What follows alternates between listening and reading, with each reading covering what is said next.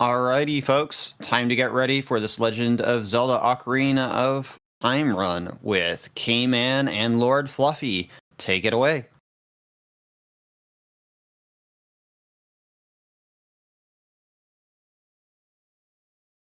Yourself? Hi, I'm Kman. Yeah. So, this is randomizers, as you know, for Ocarina of Time. They have a general different amount of settings that you can choose. So we have a lot of things randomized. We have all the skull tokens are randomized. The shops are randomized with the prices anywhere between 0 and 300. We have the Deku Scrub merchants randomized. The cows are randomized. All the adult trade items are randomized. The dungeon entrances and the boss entrances are all randomized. So the goal of this particular randomizer is for us to receive 7 out of the 9 dungeon rewards in the game. We start with 1, so we have to get 6 via dungeons. And after that, we have to go and defeat Ganon. So, before we get into it just as a moment, the one thing we have to mention for restriction-wise is we are not restricting ourselves to any glitches, tricks, sequence breaks that we know, with one exception that we do not want to skip boss keys. And this is because we're doing it co-op, it's very possible for us if we allowed boss key skips to be able to beat this seed in like 2 hours time, and we don't want to do that. So having the boss keys be a requirement adds one more thing that we need to do in order to beat the seed. Yep. And to note, right away, we can tell we are starting as child. We also have starting age randomized because we do not have Master Sword in our inventory. Yeah. So the goal of this co-op randomizer is we're going to be playing on the same seed. We are not going to be playing connected to each other. But we are going to be working together to find each item, pick up, and beat Ganondorf in both of our seeds. The timing does not end until both runners, both me and Kman, have defeated Ganon. So, with that being said, Kman, just to confirm, Ocarina start, milk last, correct? Yep. All right. That's right. We are good to go, marking the light medallion that we start with, because the door of time is open. On go, 3, 2, 1, go. All right. Good luck, both of you. Thank you very much. Interesting start. This is starting right in Cac. Yeah, I'm gonna go straight adult. If you want to do some like child stuff. Yep, sounds good. So right out of the gate, we do communication like that. It's best for us, if possible. Oh, my emulator. Okay, we're good. It's best for us, if possible, to split up right out of the gate as best as we can to cover more ground. However, this does lead to sometimes and then run into a situation where, one of us has way more items than the other, and at that point, a catch-up thing sort of has to happen. So doing through co-op randomizers fast is a balance of covering as much ground as possible, but also making sure that you don't have to play 30 minutes worth of catch-up in order to finish the seed right at the end. So in this particular case... Ooh, okay. Sorry to cut you off, Fluffy, but we do... Bo is on 30 skulls. So right now, and 50 skulls is the Zora tunic. So we're not going to need 50 skulls, but we're not going to have Zora's tunic. Yeah. So yep, among other things, one of the things enabled that is not necessarily tied directly to randomizer logic is we have miscellaneous hints. So we can go into the Gold Skulltula house and see what's on each one of those. And we can also get a hint for where one of the hookshots is as adult in the graveyard. Yeah, and the hookshot is pretty much the most important item on its own for finding in the seed, so having a hint for that is really good to point us in the right direction. Child Bazaar has nothing. Checking the potion shop now. It also has nothing. Okay, so neither of the child shops during daytime or anything. So I'm going into the masked salesman, because I'm going to pick up the bunny hood. So the randomizer has the option to give the bunny hood the functionality that it has in Majora's Mask, which is to say that it increases your running speed by 50%. So doing that is going to be very helpful for making sure that we can cover ground quicker during this randomizer. Yep, it's so good that even though I'm not going adult right now, I am also going to grab it immediately and do some loops of child things.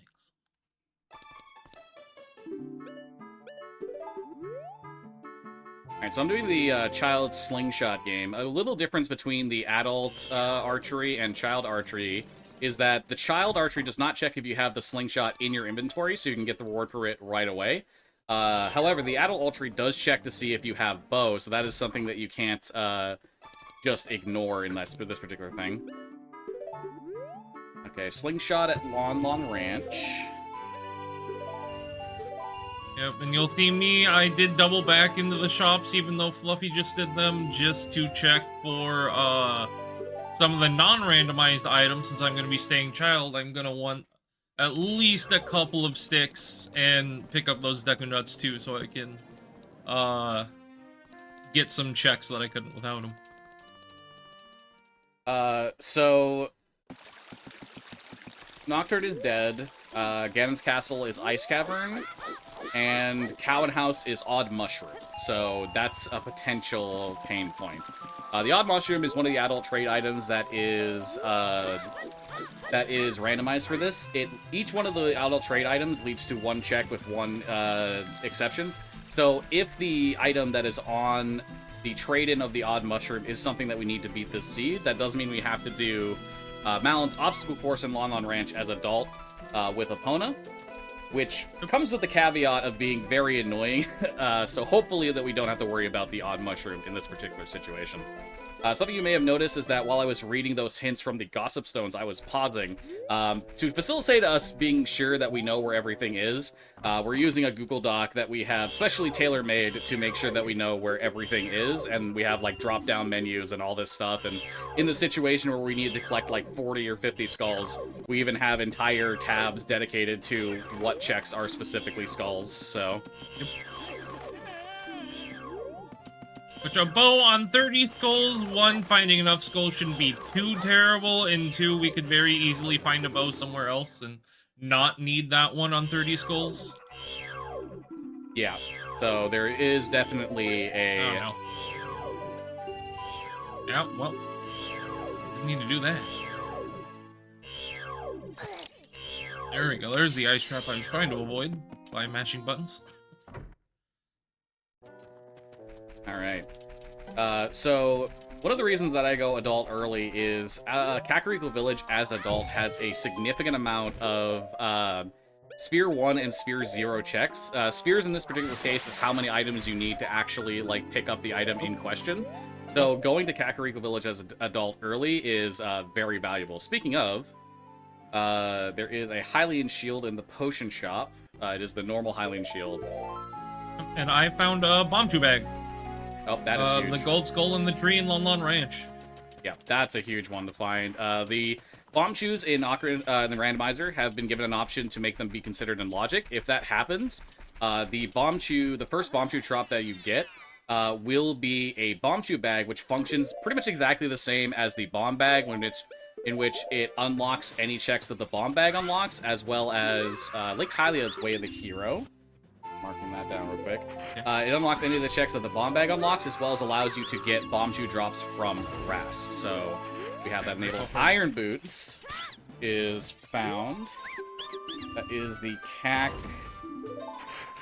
open grotto chest for Iron Boots.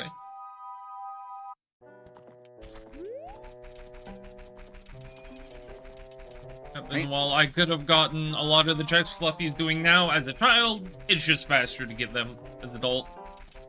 So I just checked the child-only checks, checked the hints, and left. Really no reason to do anything more as child. There's even more Bombchus in Lon Lon Ranch. Oh, holy moly. The gold skull in the tree was only 5, but the tower in the back is also Bombchu, so I'm just gonna go see how many it is. Sounds good.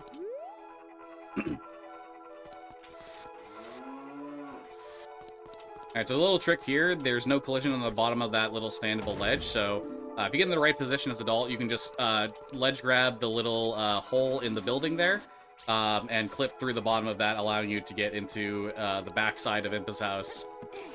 Very, like, completely free. You can just do that in a casual playthrough. It's not very hard to do at all, and it's very convenient. Speaking of hookshot hidden, though, I should go do that real quick. You should. I'm not using my cracker. Whoopsies. Spirit Temple has one of our hook shots. Interesting. Okay. So Spirit Temple having one of our hook shots is potentially good and also potentially really bad, depending on the circumstances in which Spirit Temple is. I think that is a bomb bag on the ledge. A bomb? No, it's Deku Nut. Okay, yeah, I see the shape. It's just Deku Nuts. We're good. A little trick there, if you use C up at the end of a roll, you can sometimes have your camera go through the wall and allow you to see things through the wall that you otherwise wouldn't be able to, and then allowed me to check the item on the ledge for Graveyard there, which lets me see that it's Deku Nuts, and subsequently that we don't have to worry about getting Long Shot or Magic Beans for it. Yep, and you shot me do that too to check what was in the tower, standing herpes. So it was bomb shoes. Alright, a quality of life thing that Randomizer has is that whenever you come to the Dompe race as adult for the first time, the game has already considered you having completed the first of the 2 races that you need to do to get both rewards. So as long as we can get into that room at the end of this race before 1 minute, we can get both rewards in one go, saving the need to do this race twice. And especially considering that both of these checks are Sphere 0, they have a higher likelihood than other checks in the game of being a important item. So it's important to come and do this. Alright, perfectly good. 53 on that. Not bad. Alright, looking for Dompe race. I'm going to do Really a little... don't want to lose this chicken. Good. Need it to fly back this way. And yep, that's what I'm doing too. I'm just going around and doing some of the Sphere 0 checks as well. Especially good with Lake Hylia being Way of the Hero, since I'll cross that way as soon as I see what's behind this waterfall. It's another skull token. Pick that up. Alright, there's a nice little Sphere 0 chest in here. Just a huge rupee. I love to see you, Hugo. Unfortunately, I was full on rupees, so you're not helping me.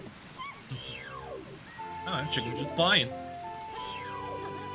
Having a joy just sitting in midair. Nice little check I can come over here and grab. Or a hint, rather. There's a couple more chicks out. Temple of Time is Foolish. What a surprise. Yeah, so we mentioned Way of the Hero and Foolish at this point. Way of the Hero implies that there is a item in that location that is logically required to beat the seed. It does not necessarily mean that we will need it. However, Way of the Hero locations can point to items that we would 100% need every seed, so it is good for us to take those into account. Foolish is the opposite. Foolish will have no items required to beat the seed. Now, kind of in a similar way, that does not mean it does not have any useful items. For instance, Big Goron Sword is considered a Foolish item. Alright, so Adult Save Warp is back in market from the what would have been the Potion Shop entrance, just as a record, for the record. Okay. I'm heading over to Ganon's Castle. There's 2 reasons for this. Number 1, there is a skull here that I can check with absolutely no items. And the other reason is, in vanilla gameplay, the first time you visit Ganon's Castle, outside Ganon's Castle, the game sets the time of day to midnight. But in Randomizer, oop, that's hover boots. I missed it. My backflip angle was wrong. Looks like it's hover boots. I'm gonna try and make sure it's not a nice trap. But in Randomizer, every single time that you visit Ganon's Castle, it will set that time of day to midnight. And I actually want to do that because there are some checks in Nighttime Market that I have yet to do that would be convenient for me to be able to go see. So, there we go. Let's try this again. This time we will not have a weird angle on this backflip. I promise. Yep, it's real hover boots. So both boots are very early available. Yeah. Sorry about that noise if you heard it. My controller is on its last legs and sometimes disconnects from my computer. Anyway.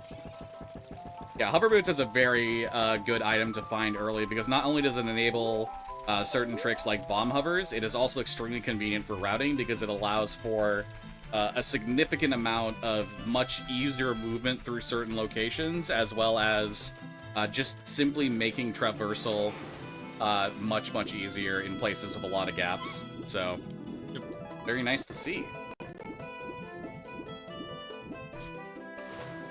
How many chews was in the silo for the record? The tower? 10 in the silo. Okay. 5 in the tree, 10 in the silo. That is a pretty decent amount, so consider that. Alright. Everyone's favorite minigame, fishing. They put this nice fish right here that's always guaranteed to get you your item at least, so it makes it a little bit easier. But it's just a long and slow process of reeling it in and stop running away. Don't worry. There we go. Yeah, so we're both doing some relatively slow and easy to get checks, so if there's any messages from the host at this time, you feel free to take it away. All right. I just want to remind people that we are watching, you are watching No Glitches Allowed. You're watching No Holidays Allowed, which is one of our other events that we host here on the channel. And this one is dedicated to just generally during the holidays. Sadly, I do want to inform people that this will be the last No Holidays Allowed for the foreseeable future, unfortunately. But we still will have the No Glitches Allowed and Completion-a-thon events happening here on the No Glitches Allowed channel. So, with that in mind, if you would like to join the community, be part of No Glitches Allowed in the future events, please do let us know, and join the Discord and potentially become a new volunteer for us, or maybe you're just interested in submitting runs for those future events. So, good way to find info about that is to join the Discord and await any announcements and follow the socials and things like that. Alright, Kman, what have you done as child for the record, currently? I did Lon Lon Ranch, cycled through Gerudo Valley. I'm in Lake Hylia right now. I just got back to the lab skull, and I'm going to get the platform skull. Alright, sounds good. Normally, I wouldn't have waited around to get these gold Skulltulas like this. There's other checks I could have gone off and done, but since Lake Hylia is Wave the Hero, I wanted to just take a few extra seconds to wait here to get these 2 gold Skulltulas. Unfortunately, they were both just Deku Nuts. The one on the platform is Deku Nut upgrade at least, but still not all that helpful. Yeah, decent thing to definitely note at the very least. Okay. So I did Nighttime Dompe. I don't have a weapon currently to check the Nighttime Skulls and Cacks. I'm going to run over to Kokiri Forest while I have nothing, and while I'm in the... Oh, actually, I know. I should go to Lon Lon to pick... I don't have a weapon, though. Shoot. How do I kill the... You just get them out of the silo. Oh, true. Don't need a weapon for that. Yeah, I can get them at the silo, and then I can pick up the one in the tree for an extra 4. How about instead, then you go up Zora's River while I head towards Kokiri Forest instead? So I'm just coming out of Lake Hylia. Yeah, that definitely... As I was saying, I'm like, wait a minute, no, you're coming out of Lake Hylia, it's better for you to do that. Yeah. Yeah, yep. So you're right on that front. For the record, I did find a bottle in Market Bombshoe Shop. It is, however, wallet locked. Okay. So just 1 or 2? 1 wallet, not 2. Okay. Did you check the Scrub Grotto in Lon Lon? Yep. Okay. I will check the nighttime. I'll check the nighttime skulls since I can check them all if choose. Oh yeah, it's a good call. I am 1 rupee short. Oh, that sucks. Yeah. I am 1 rupee short of getting that scrub. That's unfortunate. Wait, why am I doing this? I tried to do the see-up thing to see what was in the silo, even though I know full well it's juice. It's the brain rot of doing so many randomizers, you know? We've got the also classic Kakariko Wave the Hero. Yeah. Iron Boots could definitely be that. I don't think we found anything else in there right this second. Oh, hey, look, 5 rupees. I can go back and give that other check now. That was lucky. Right. Otherwise, I would have had to run in and use a bomb chew on a grass patch to get some rupees. Yeah, so you may have noticed that that there's 2 trackers on the screen. The reason for this is, as mentioned, because we are doing 2 separate not connected games. We do not actually share items, so whichever tracker is beside our gameplay feed is the one that you know. Okay, this is the items that Kman has. This is the items that I have, type of deal. And it's just convenient to make sure that we can look at each other's trackers and see, okay, what haven't you gotten yet? Okay, gotcha. I know what to do now, type of deal. Yep. And speaking of useful items, I found aforementioned wallet. It is the scrub, the heart piece scrub outside Lake Hylia. Alright, slingshots. It is the nighttime skull long on ranch on the rain shed. Ooh, so we can actually get that.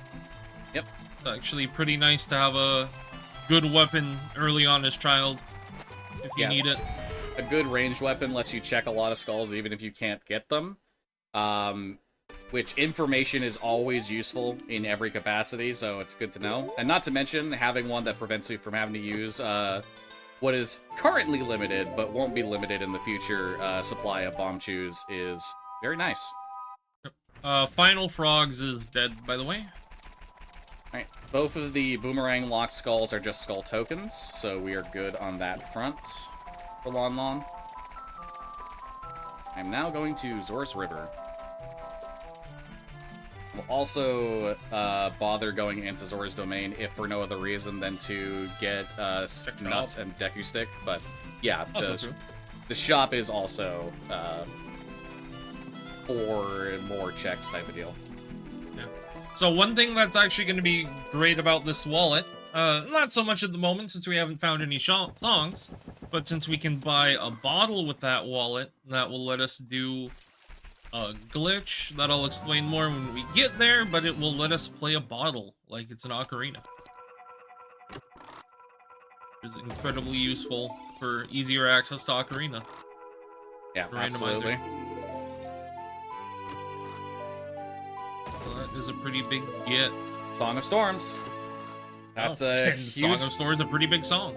Yeah, that is a huge song to find. That is Zora's River Gold Skull Tree, which was something else in the last seed we did, but I don't remember. It was Minuet. It was another Minuet. song. Yeah. Okay. And I just found Claim Check in Mido's house, another one of those adult trade items. That one in particular gets turned into the big Goron himself. I have a Deku Stick finally. Very nice. Ooh, hammer in Kokiri Forest shop, and it is 80 rubies. Nice. Okay. Extremely good to find hammer early.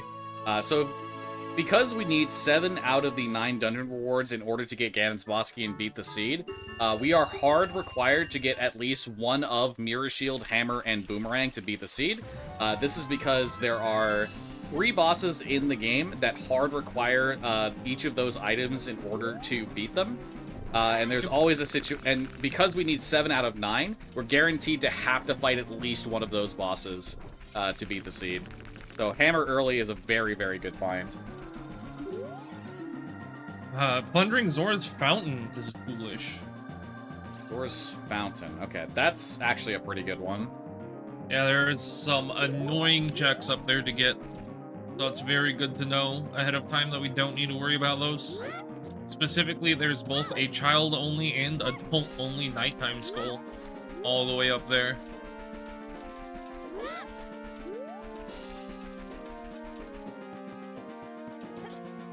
So far, just Song of Storms and Zora's River. Zora's River is Way of the Hero. I'm going to assume it's the Song of Storms that I found. That is a very good find to find in Zora's River. The song in the Royal Grave is nothing, by the way. Gotcha. Alright, and I found Spirit Temple. Deku Tree is Spirit Temple. That is where our hookshot is, so that is good to know. Alright, so I'm doing a little sequence break here.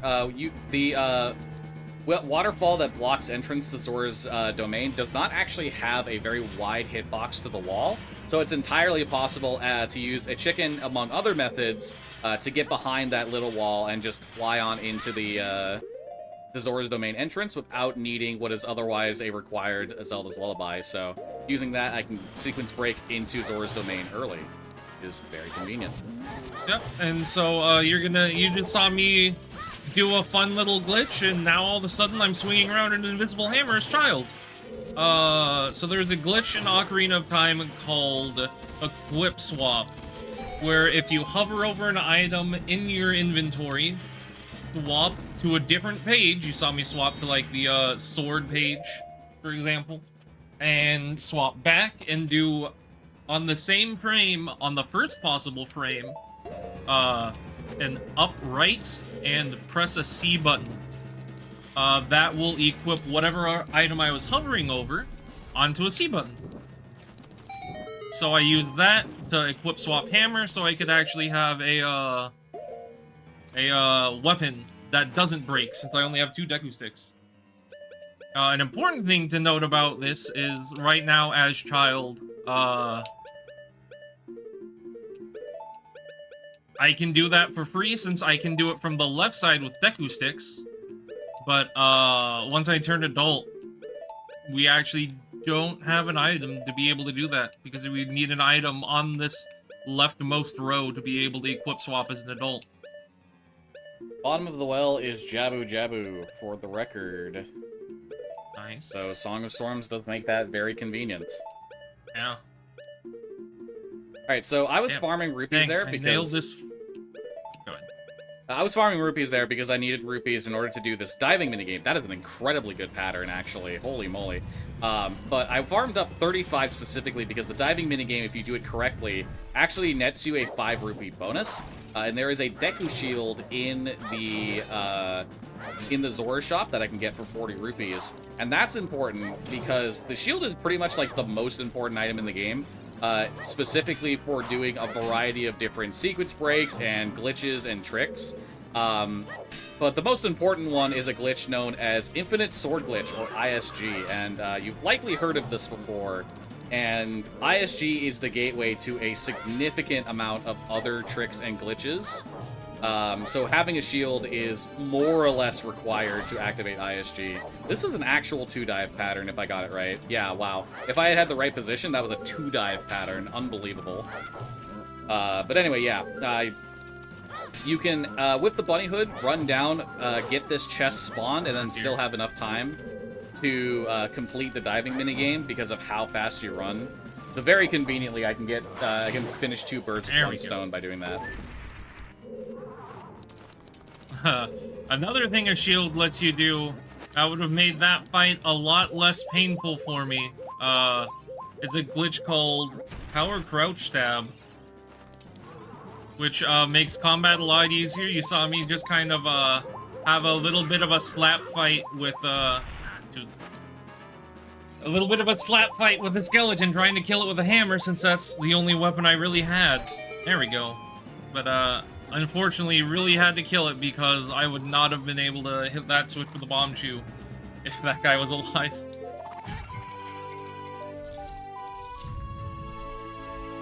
So there is no like major item, but there is a Deku Shield and the shop Deku Shield and the shop Goron Tunic in the Zora's shop.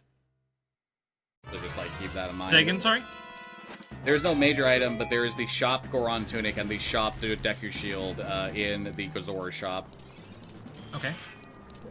So the other 2 checks in there that I could do are nothing. Got another odd mushroom hint. What is the time of day? Do I want to worry about this right now? And speaking about shields, oh jeez. That dang spike. So one thing you'll notice that if you played this game casually, you probably would have seen. Okay, well, or I can keep getting knocked off the edge by the spike. But that pot that I was trying to get has a Deku Shield in it, actually. In the casual game, however, that particular drop is bugged and doesn't actually work in the normal game, but one of the things Randomizer does, or an option you can enable, I should say, fixes that, so that pot actually does drop a Deku Shield. And I would very much like that. Yeah. So, for the record, it is actually, like, there's coding in the game that says that it's supposed to drop that shield, but for some reason, the flag is set so that it's not in there for whatever reason. So it's not just a matter of, oh, they put that in there for convenience. No, the game's code actually says there's supposed to be one in there. Yep.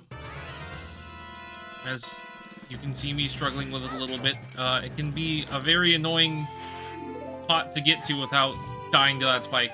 But whatever, I finally got it. Alright. And I'm not going to equip it because this room's filled with fire. So, after my checking of Zora's River, I'm going to play a bit of catch-up here. Kman found a bunch of items that are very convenient for me to have.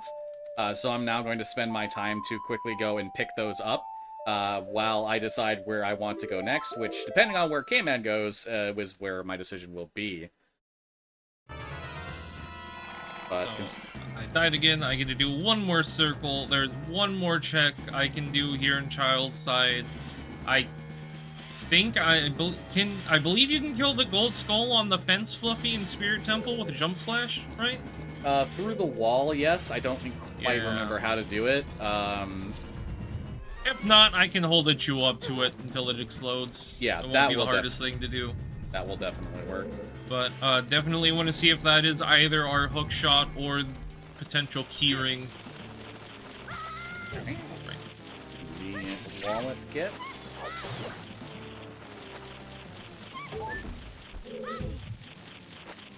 Spirit Temple is Deku entrance.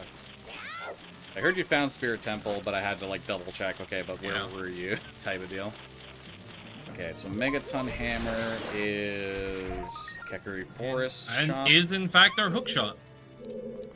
On the skull, you said? Yep, so the skull on the fence, Child's Side, is our hook shot. Okay, very convenient. I get to do something you'll probably rarely see people do. I actually need to collect all these rupees to drop the fence. That's my only way to get that. Yep, it is possible to get to that side with Adult with some glitches. It's possible to get that skull with Hookshot and Boomerang. Neither of those are in our inventory that we can use, key thing to note. And it, of course, is Hookshot. So... yeah, that's an incredibly good item. Did you check the Ocarina check for the record? Like, getting at the Fairy Ocarina? I've not yet. Okay. I did forget about that. Just the skull, so not a big deal. Spirit Temple... all on middle fence. Yep, incredibly good item. Glad I went back to get this. That does mean that the rest of Spirit Temple is locked behind the keyring on the adult side, which means we will need Strength 2 to get. We haven't even found Strength 1. Yep. Yeah, that's the big restriction with why Spirit Temple could have been a really good or really bad find, because depending on where the entrance is and if the hook shot was on adult or child side, it could be one that is very easy to get or very difficult. So thankfully it was in an easy to get location. Yep.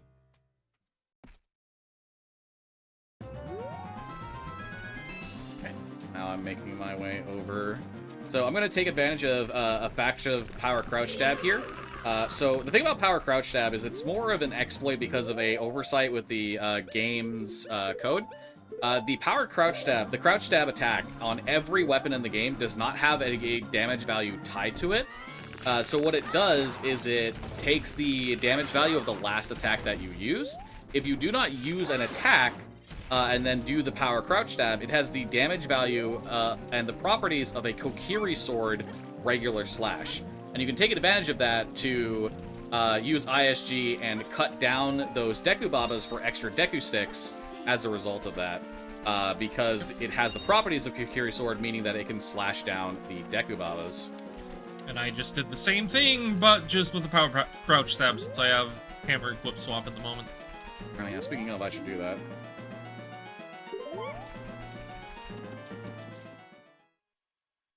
Yeah, it's a one-frame trick. The menu does run at a different time, different frame rate than the regular game. The regular game runs at 20 frames per second. The menu runs at 30. So the timing is a little bit weird, but should get this. There we go. After you go village on the way in the hero again.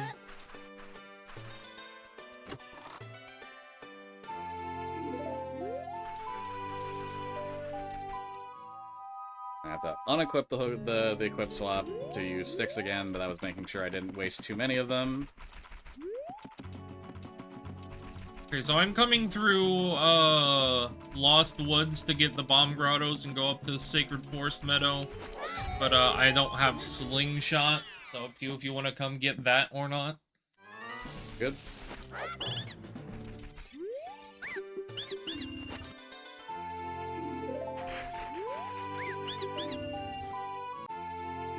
3 checks in both the bomb grottos, though, are all gold skulls. That is worth noting. Well, it shouldn't be too difficult to get 30 at some point. Probably should still be rushing them when we can. That is a bad ledge grab. Whoops. So, one of the reasons Hammer Equip Swap is so nice as a child, as you might have noticed by now, Hammer can do not everything, but a lot of the things bombs can do.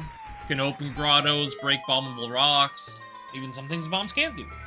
But makes it a pretty nice early equip swap weapon for child. Saves you on plenty of explosives as well. Wolfos Grotto is also a gold skull.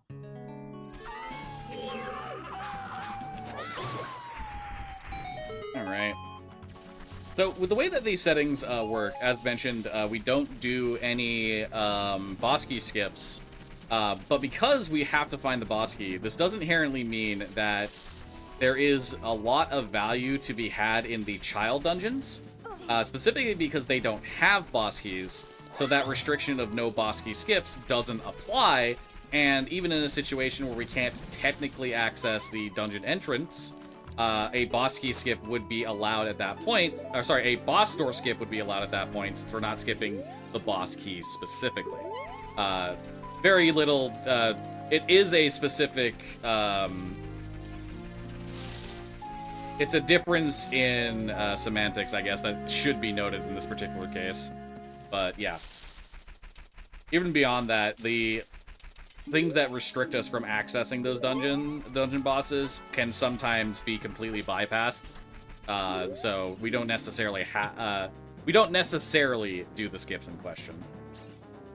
And another way the hero wins, Dodongo's Cavern. Very good one to find. Dodongo's Cavern is one of the best dungeons to find, especially early on, because it is dense with a lot of checks, and they're also very easy. They don't require a lot of checks to get the majority of them as well, which is a very nice one to find. I'm gonna come for those skulls. Have you gotten Saria's song check yet? Yeah, it was just a piece of heart. Okay. Doing the scrub merchants. Another useful aspect of Hammer, it just knocks scrubs out of the ground from basically as far away as they're loaded in. It's really nice.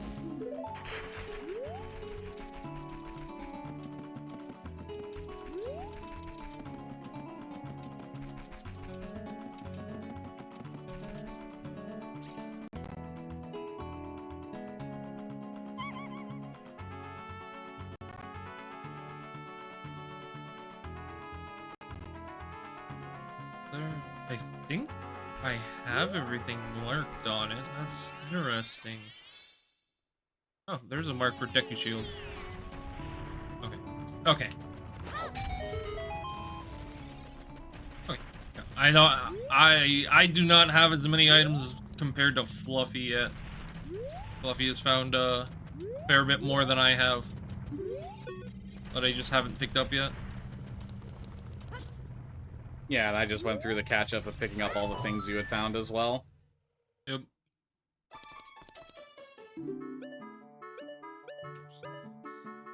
So give me the 10 skulls, gets me a third of the way to bow, which is nice. I'm at 15. I'm halfway there now. Yeah, so we've gotten a pretty decent amount of items for what is effectively almost 40 minutes into the seed. At this point, it's a matter of getting to a bunch of dungeon entrances, trying to find ones that we can and cannot do. So the thing about the goal of beating this randomizer is we have to defeat Ganon. We don't allow any sort of wrong warping or item manipulation to avoid that, because it sort of defeats the purpose of randomizer. So because of that, every single randomizer that follows those rules will have 3 items that are hard required to beat every seed. They are the light arrows, because the light arrows are the only thing that can stun Ganondorf, the pre-Ganon phase boss. The bow, because we need the bow to fire the light arrows, and magic, because we need magic to fire the light arrows as well. So those 3 items are hard required to beat every single randomizer seed that follows the you have to defeat Ganondorf rule set. There is a version called a Triforce Hunt, which allows you to beat the seed when you find a certain number of Triforce pieces, which is a alternative way that you can play Ocarina of Time randomizers if that interests you. But for this particular one, we will hard require light arrows, bow, and not hammer, magic. There we go. None of which we have obtained yet. We know where at least one bow is. Yeah, and there are 3 bows in the game. Because there are 3 of them. There's the same thing with bomb bags, same things with slingshot bags. Anything that has a multi-tiered upgrade to it is treated as progressive. Thanks, man. I really appreciate you freezing me for... Oh, okay. Thanks, man. Anyway, there hold are... on. Let me guess. You're in the Goron City, aren't you? I sure am. Yeah, I just finished clearing it out. Pocket Egg is in the maze in the right side chest. The far right chest. Okay, gotcha. I should have confirmed that with you before I came here, but it is what it is. I can go grab Pocket Egg while I'm here. Nope. What was I talking about before this?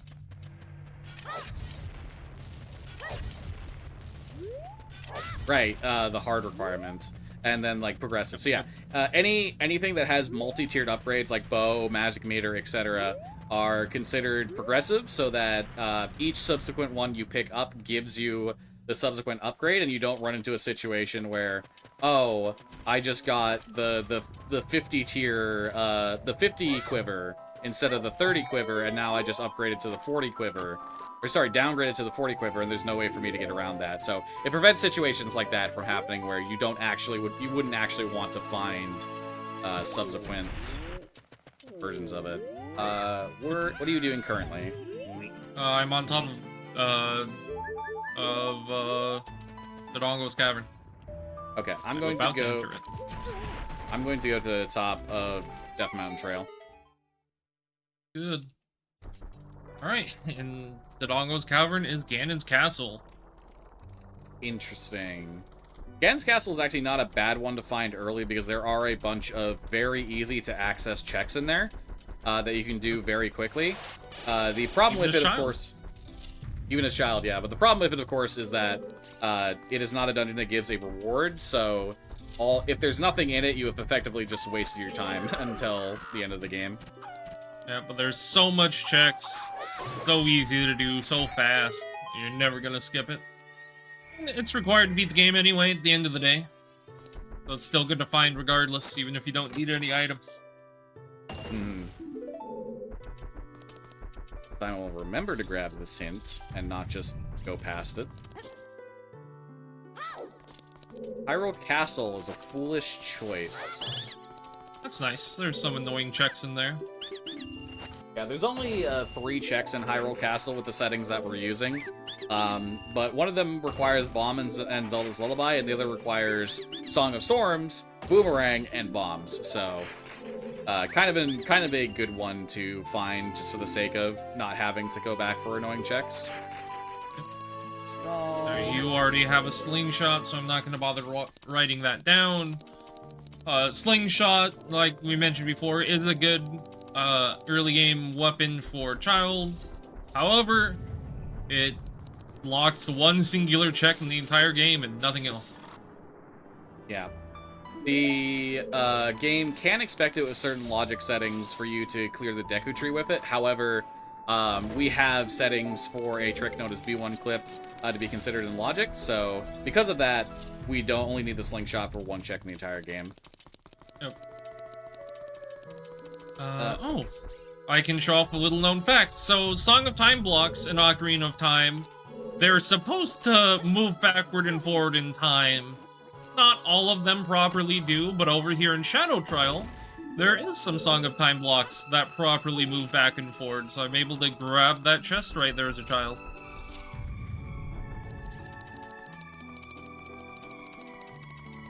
Otherwise, that is about it. I could go up to check the gilded chest, but it's not something we particularly need at this point. Oh, right, need a hookshot to get through there. No, thank you.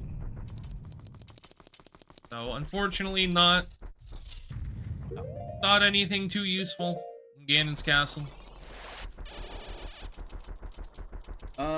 I need it to be nighttime. Shoot. I don't think I'm gonna make it. Dang. Okay.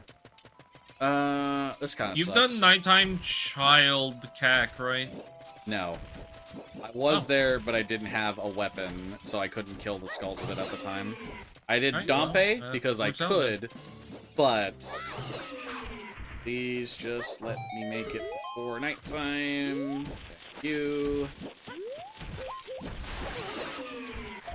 I actually need it to be nighttime. I didn't want to enter the loading zone yet. I'm also hitting cac at nighttime as well. I'm not in CAC. I was Oh. going to market to pick up the bottle because I have Song of Storms. Gotcha. Yeah, so bottle is super useful for a variety of different reasons in Ocarina of Time. There's a lot of glitches that you can do with it. As previously mentioned, getting a bottle will allow us the ability to use an ocarina without actually having the ocarina. And I'm going to be taking advantage of that here because I'm going to grab the bottle, save warp, and then I'm going to head on over to the graveyard to pick up bugs inside of the bottle. This is useful for two reasons. Number one, it's one of the things you can have in a bottle, which allows you to do the glitch known as ocarina items. And number two, bugs allow you to drop them into the magic bean patches, which each bring out a gold Skulltula token, which is, again, another check that you can do. And there's 9 of these bean patches in the game. So that is a pretty decent amount of checks that you can get with that. And they are only accessible as a child. Adult, those bean patches don't appear. If you plant beans in them, you'll get those. I am going to have to reload the loading zone because I forgot that this doesn't pause the bugs. Oh, I still managed to get it. Nice. Gonna look for a chew drop here real quick in this grass. Doesn't look like I'm gonna get it. Alright, that's no big deal. Did you do any checks in Jabu, Fluffy? I have not entered Jabu at this point. Oh, okay, you got a hint for it. Yes. Gotcha. I could have Cucko dived at any time, but was worried about other things. That's alright, I can, in just a moment, show off a trick called Navi Dive. So, if you played the game casually, you'll know that the well, bottom of the well, is filled normally. You have to play Song of Storms up in the windmill to get it to drain. However, there is a couple ways in Ocarina of Time you can just fall through the water. Oh, okay, that doesn't work with the hammer. Duly noted. Don't need to actually equip sticks. So, that being just a general thing known as a cutscene dive. In specific, you'll see I'll activate the cutscene of using Navi. When I'm sliding off the edge, I will continue falling during that, and when you're in a text box like that, you don't interact with the water, so you just fall straight down. So unfortunately, we don't have a boomerang at the moment for Jabu, but there is still a good number of checks I can at least see, if not get. Prescription in the nighttime cack skull in the tree. Okay. I have... I got all the other skulls and they were nothing. Okay. I just didn't know if you checked all of them, so I was just like... No, that is the only one I didn't, because I got it when I was, doing the construction. Oh, I didn't do the Skulltula house one as well. Okay. I did get that one, so... Alright, so I'm now going to show off Ocarina items here, because I do have to come into this room and play the Song of Storms in this room to drain the well. This is going to be convenient for a couple of reasons. Number one, it just prevents you from having to do a Kako or a Navi dive every single time to get into it. And number two, it lets Adult get in there, which is also convenient. Okay, so what I did is I dropped bugs, picked them up, and now I had a bottle in my hand. I did a backflip, pressed the C button that the bottle was on, and then pressed another C button with a different item, like a hammer or a slingshot, which causes the game to get confused and try and go to a specific like item value, which doesn't work. So then it defaults to the default one, which just happens to be the Ocarina, letting us play Ocarina with a hammer, a slingshot, a sword, whatever you can hold in your hand type of deal. And that's called Ocarina items. Yep. That'll be great. A bottle gives us access to playing songs without finding an ocarina. Very nice. That is pretty wild tech. Yeah. Yeah. Completely circumvents the need to have an ocarina. While having an ocarina is definitely more preferred, because it's just instant. You press the D-pad, which is a quality of life thing I can go over in a second. You just press the D-pad, you bring up the ocarina immediately. There's like a full 3-step process in order to do it that takes a bit of time every single time you want to do it. So very convenient in that front. You may have noticed the D-pad marker on below the C buttons. That's a custom thing for Randomizer, which lets you, as child... Oop, Deku Stick upgrade. Very nice. Nope. Stick, You dang Okra. Deku Stick upgrade on the Bean Patch near Dodongo's Cavern, just for the record. Okay. What was I saying? Right, yeah. So the D-pad is, as child, it gives you the ability to use the Ocarina and masks instantly by pressing the correlating D-pad button. As adult, it lets you use Ocarina and the 2 boots, the Iron and Hover boots, which if you know anything about doing the Water Temple in the vanilla game, it's very annoying to have to press the pause button every single time to use boots. So very convenient quality of life upgrade from the Randomizer there. Absolutely. Alright, play a Song of Storms here for a Storm's Grotto. As mentioned, Song of Storms is one of the more important things to find. Death Mountain Trail is Way of the Hero. I wrote down... That's gotta be the cow, the Nighttime Skulls as adult, or the Song of Storms Grotto then. Which I am in right now, so we will see if that is it. It's a skull, so it's not. Definitely huge to want to come here as adult then. Yeah. I'll stop by Zora's River though, because I want to play the Song of Storms Grotto there, while I still have Bunny Hood speed. So one of the things we mentioned that is randomized, it's cows. Oh, hold that thought. I found strength upgrade Fluffy in the boomerang chest. Jabu. Alright, I am on my way to just grab that real quick, because a single strength upgrade saves you a huge amount of headaches, especially in the case of, like, the Forest Temple, where you don't think about it in the vanilla game because you have strength when you go adult no matter what, but you do actually need strength upgrade to properly progress in the Forest Temple if you're not going to use a few kind of a little bit unorthodox glitches, so... Did forget to mark off hookshot on my track. Can be a bit hard to do that. Yeah, I am going to run into Jabu real quick and pick that up, because that is very convenient to have if I go adult. Nope. I will need Rudo for that, but I suppose it's not the end of the world. Just quickly run and grab her. Unfortunately for Jabu Jabu, unless we didn't go in there until, like, we were basically done with the seed and just trying to get our dungeon rewards, there's kind of no way around Rudo otherwise. As an adult, you can use hover boots to get to the last, or to the, over to the boss area, and then use a long shot or a bow to open the boss door.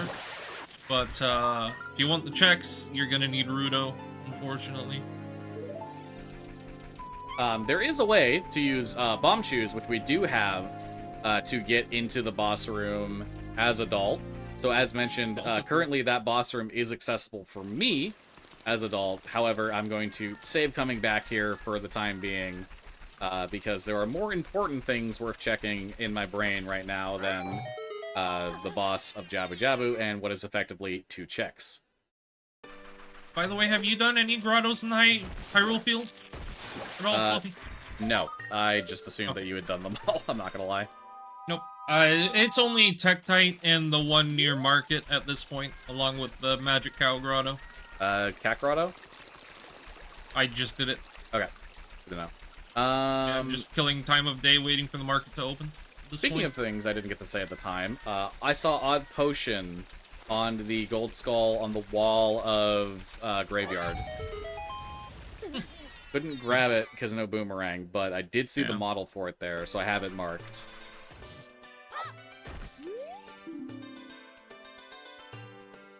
Alright, Spinning Pot is just a gold skull token. So that's not required.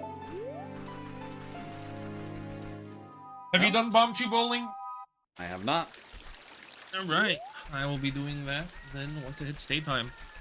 Fortunately, I have no way to get in the market to grab the bottle right now. I'll be able to do that pretty easily once I do get into market, but unfortunately, I just get to do a little bit of waiting for time of day.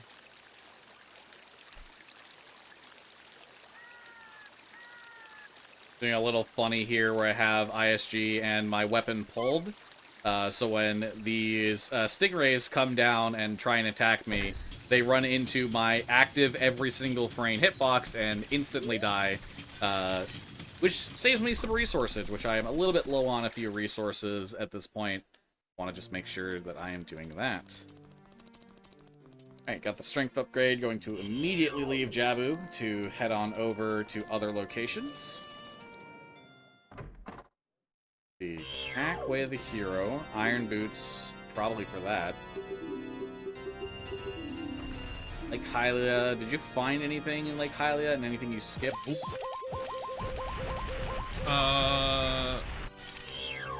I got all the child stuff. Okay. I will detour there to pick up Scarecrow Song to go as adult then, because there's only 4 more things you can do if you did the child stuff, which is adult fishing. Oh, sorry, no, there's like 7, actually. Which could be the Iron Boots Way of the Hero, now that I think about it, because we have Hookshot and Iron Boots, which means the Lab Dive is accessible. That is true. And by setting Scarecrow Song, I can also access the Top of the Lakeside Lab and adult fishing, so that's 4 checks I can do, which would leave Eyeball Frog, Shoot the Sun, and Nighttime Skull as adult as the only other options at that point. Hit stopping in Zora's River to do the Song of Storms Grotto. You can do Frogs in the Rain as well. Oh, yeah, that is true. That's going to be a little bit annoying, just because the backflipping onto the exact spot you need for Frog to play songs for frogs is kind of a bit precise and a bit more annoying, so I might try a different method of Ocarina items known as ESS Ocarina items. So there is a position just outside the dead zone in Ocarina Time where Link will kind of just shuffle in place or move very slowly to one side. And if you hold that position while, if you hold that position and do the inputs for Ocarina items as you would normally, you actually will be able to play the Ocarina in the same way as you do with the backflip. So, we'll try that there.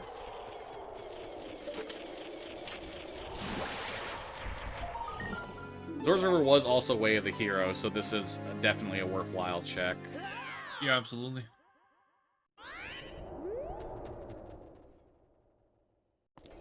It's like what we mentioned before, entering outside Ganon's castle will set the daytime to midnight, which does allow me just a nice, easy way to get back into market at nighttime to get the, bottle, so I can have my own access to Ocarina. I ended up doing the backflip because I was like, wait a minute, isn't this the right position? And like, yeah, it was. So, no need to do ESS OI for that. Okay, Frogs in the Rain is nothing. Consult the note sheet real quick. Wow, Song of Storms is really the only song we've found so far. That's kind of wild. Yeah. Stark contrast to the One practicing. song, no Ocarina. Yeah, stark contrast to the seed we did yesterday, where we found like every warp song in the first 2 hours. Yep. Alongside a notable amount of the non-warp songs as well. So something that was briefly touched on more when we started, and you might have picked up on at this point, is we've been at this for a while now and haven't we've barely done any dungeon. I've done a little bit of dungeon diving. Oh, I don't have rupees for that. Whoopsies.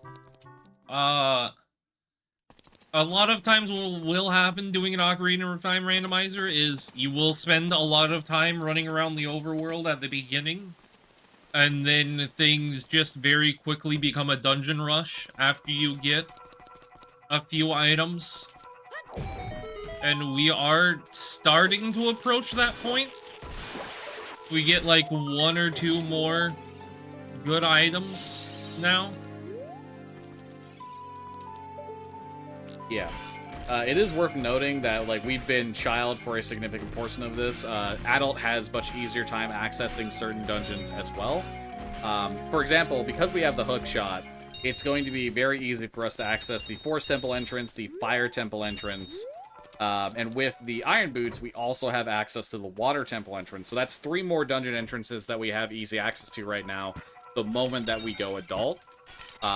But not necessarily that we can chain those dungeons very quickly. Yep. So double checking, near Market Grotto and Tektite Grotto. Have you done those yet? I did Market Grotto. I have not done Tektite Grotto. Okay, I'll stop by Tektite on my way to Lake Hylia. Oops. Didn't mean to come in here.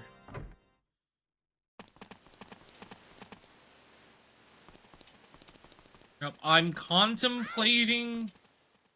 I really shouldn't. I really want to go back to set Scarecrow Song after getting this bottle. But I just unfortunately don't think it's worth it. We basically don't have... Well, we do have Hammer, so if we find Fire Temple, I am gonna want it. Yeah, it's probably worth doing. You can always just save warp back to CAC once you get it. Yeah.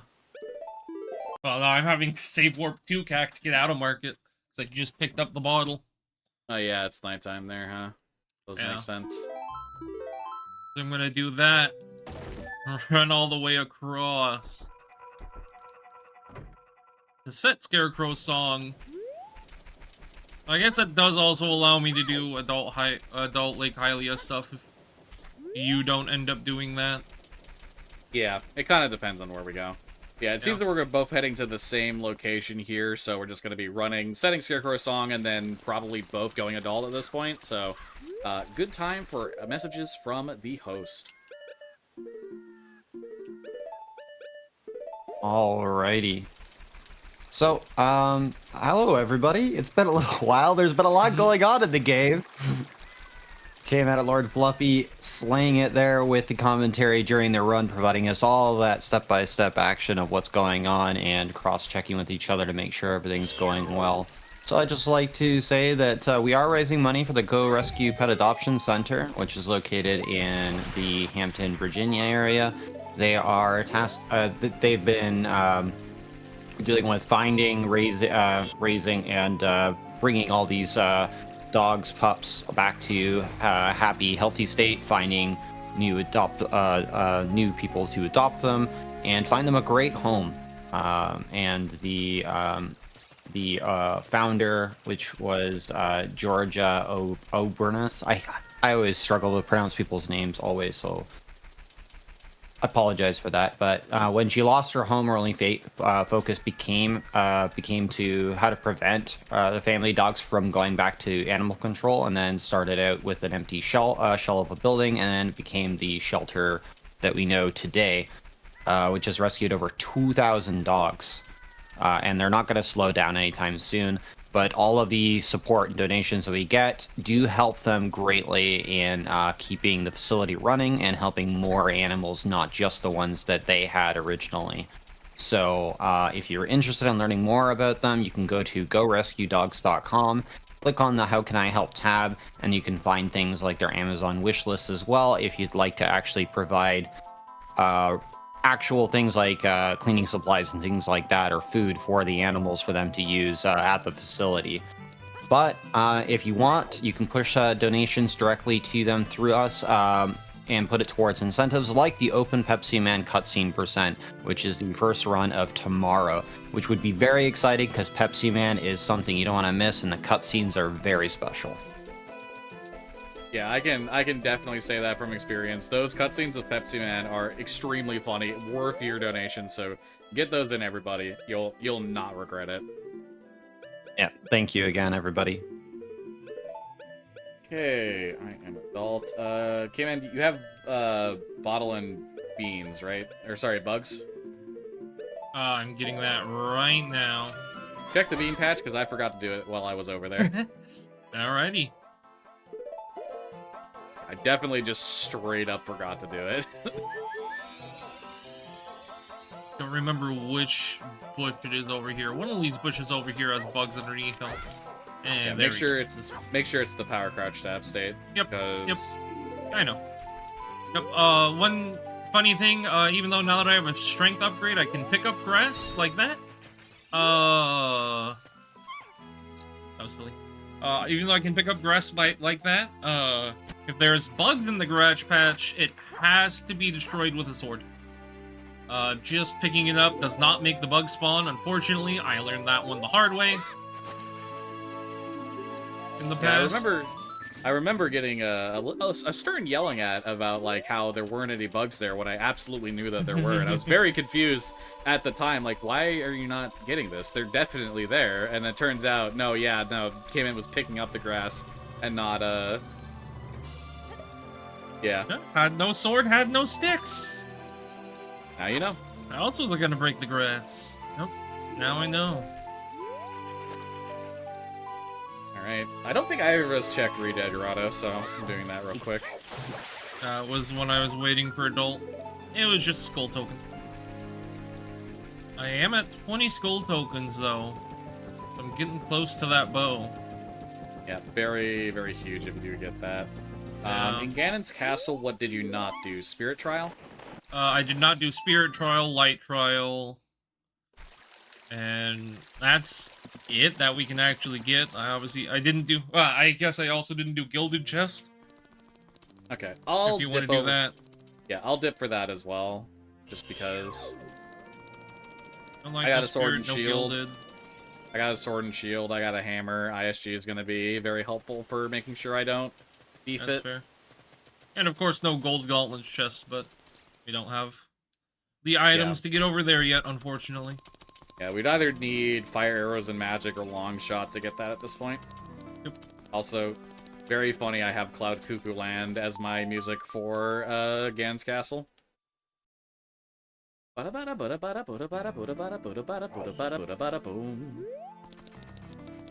to Banjo-Kazooie. If you're gonna head over there, then I am probably just gonna beeline it straight to Lake Hylia then. Mm-hmm. Yeah, my thought was I might as well head up the Fire Temple and get stuff on the way there. Mm-hmm. Did you check the hammer chest in the maze while you were in Goron City? Okay, making sure. Nope. One of those chests back there was a gold skull if you want to stop and get it. I don't remember exactly which one. Hmm. Currently in Spirit Trial, checking those things there. Fair. Now, unfortunately, as adult, we do lose the benefit of the bunny hood, as we don't have any items to equip swap with yet. So there's gonna be a slow back walk across Hyrule Field for me. Did you check that grotto, Fluffy? Do you remember to do that? Yes, it was just the blue rupee. Gotcha. Yeah, so movement-wise, there's a lot of different ways to move efficiently in Ocarina of Time. Simply walking forward is like the slowest way to do things. constantly spamming rolls is faster than that. The rolling actually has the same max speed as backwalking, but it gives you greater control. So generally speaking, if you don't have access to the bunny hood or other methods to go fast, the rule of thumb is if you can get to a location in roughly 4 to 5 rolls, it is faster to do that. If it takes longer than 4 to 5 rolls and you can do it in a straight line, it is faster to backwalk to that location instead. Yep. And that is not taking into account the bunny hood speed, which is just a flat 1.5%, or 1.5 times the speed, which is very convenient.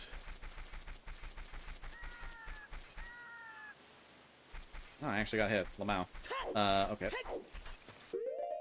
Yeah, Benny. Get out of the fire. Okay. I will come over here and bait you out of the fire, then. The 1.5 times speed of the bunny hood will always be faster than both of those, just consistently across the board.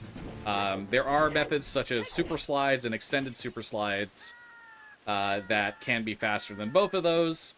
So both of those will require some form of explosive, and specifically the controller that I'm using is kind of hard for me to do ESS. Kind of hard to hold ESS position with, which is required for different versions of the extended super slide. So we will simply be ignoring that for the time being. Having that right there is also a great example of why Ocarina items can be annoying. I just didn't land in quite the right spot to get Scarecrow's song, so I get to dump out my bugs again. Yeah, one thing you have to pay attention to with dumping out your bugs is that when you dump out your bugs, there is a timer that starts running in the background. That when that timer expires, if any of the bugs have not already dug into the ground, they are guaranteed to dig into the ground at that time.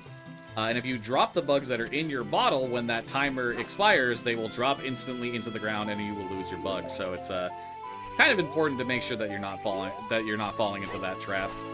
Yep. I get to do it again to get Scarecrow to spawn over here, so I can start working on some of the last Lake Hylia checks we have. Ah, it didn't work, dang. And hopefully the way of the hero item is not shoot the sun. Yeah, that would be inconvenient. Or eyeball frog. That would be inconvenient because we would either need long shot and bow to access it, or long shot and having defeated Morpha, the boss of Water Temple, which is not guaranteed to be in Water Temple. Because of both the dungeon and boss entrance rando. Oh, Giant's Knife on the Rolling Goron as adult. So a nice little exploit I can do here.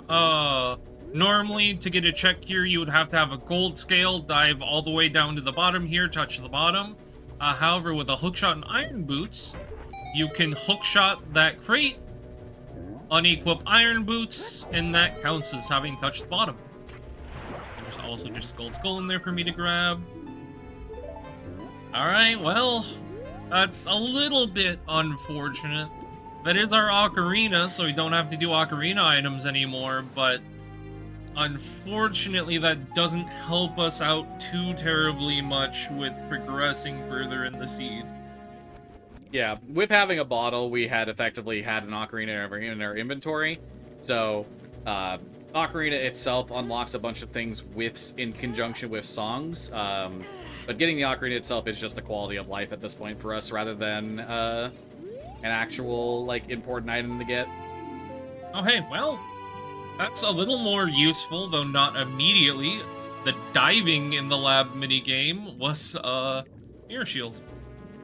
Ooh, yeah. So as mentioned, Mirror Shield is one of those 3 items that is hard required to beat a boss in this game. That was hard required for us to beat Twin Roba. Yep. Bolero check is nothing. That's convenient for me because I didn't have a shield as adult.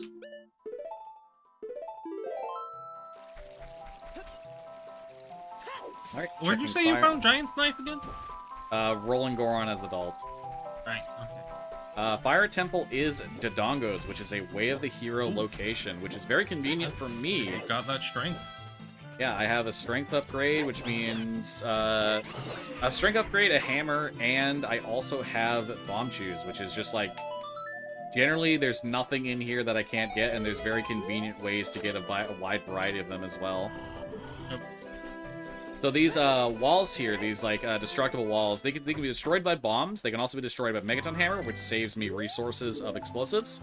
And hilariously, they can also be destroyed by blue fire. No idea why they're coded that way, but it's the case. Which is a good time to segue into the ice arrows. The ice arrows in the randomizer have an option to give them the additional property of having blue fire, turning them into blue fire arrows. Which is just a way to basically give the ice arrows some level of utility, because in normal gameplay, the ice arrows, outside of extremely niche circumstances, have more or less zero utility when you find them. So Randomizer just gives them the option to have that actual tangible utility to them, even if limited. Okay, that was nice. Interesting. I don't think I've ever had that happen before in Rando. What's up? Fish twice in a row just swam straight off my hook. Oh. Couldn't happen. That's interesting. Weird. I was able to get lucky though, and still somehow get an actual fish that will work, even after my backup fish swam away. That was interesting. Thankfully, not quite even how if that's supposed to work. Yeah, thankfully, if that added fish swims away, there are still other fish in the pond that will satisfy the conditions that are needed. So convenient on that front. That is easy to get Serenade. I don't. Oh, that'll help you get. That'll help you get Scarecrow's song. Yeah, it's just I don't know if I want to. Right. It's the funny thing is it's the Scarecrow song locked skull in Dodongo's. Well, less time to push that statue than it is to walk all the way to Lake Hylia. It sure is. So I guess I might as well do it. Yep. I am low on hearts though. Since I have hookshot and iron boots, I can check the water temple entrance. There we go. I could have died. It's something I can get some checks in. It is vanilla. It is water temple. Oh boy. All right. Definitely possible with Iron Boots and Hookshot to get a decent number of checks in there. However, without Zelda's Lullaby, there is a large amount of things that are blocked off to us as a result of that. Zelda's Lullaby. I can get some, but I am fairly limited. You did remember to pick up Hover Boots, correct? Yes. Okay, you can at least get over the gilded chest if you find the key ring then. No. Right, so what I I'm can't doing even here... do this check without draining the water. I'm just setting that up for the future. Yeah, so what I'm doing here is I'm pushing this Armos statue over to this ledge. Normally the game expects you to come back here as adult and use the Scarecrow song to hookshot up here. However, it's actually possible to get on top of this Armos statue and just simply jump off of it to reach this ledge. And while I'm doing this for Serenade of Water, which is not an item that unlocks anything, it is very convenient to have because it is a warp song, and I will also need to visit Lake Hylia no matter what at this point, which is going to save me more time, as previously mentioned by Kman, getting to Lake Hylia, especially if I need to visit it multiple times, versus walking there twice, so...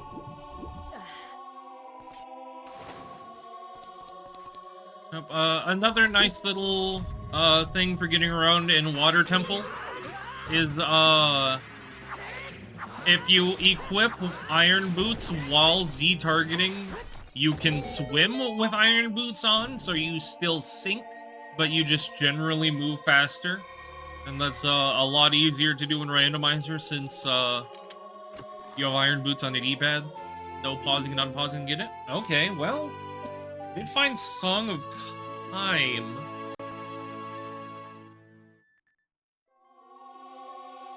Song of Time is a very interesting one to find because Song of Time theoretically has a few things that it does block off. However, the vast majority of them can be circumvented in some way, shape, or form. So finding it is not a terrible thing, but it is not necessarily like a great thing either, depending on your item circumstance and also just like what things are needed to beat the seed as well. Yep. So one thing I'm doing now to get a check out of logic is I use the bomb chew to blow open this segment of wall, and kind of similar to what I did to do the diving minigame, if you have iron boots and a hook shot and you hook shot the bottom of a chest underwater and then mash A, you can open it underwater, which you're normally not intended to do. That is Big Oron's sword. Okay. Or not Big Oron, sorry, Broken Giant's knife. Apologies. What is this chest called? Something weird. Okay, cracked wall chest, that's not too bad. Alright, so there's a chew that either requires re-entering the Dongo's Cavern and doing some weird stuff to do it, or the long shot to be able to check for me right now if I can't check it. The long and the short of it is it needs some really silly requirements to get, but as a result of that, it's very unlikely to be something that we need, so I don't feel any qualms about skipping checking it for the time being.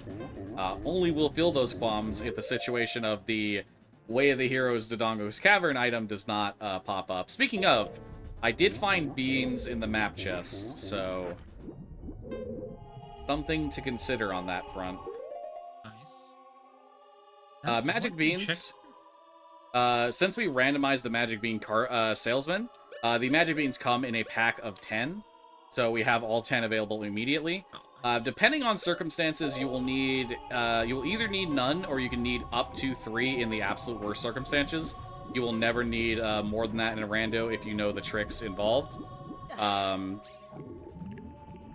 Very specifically, in this seed, we can already rule out the majority of them, with the exception of one in Desert Colossus.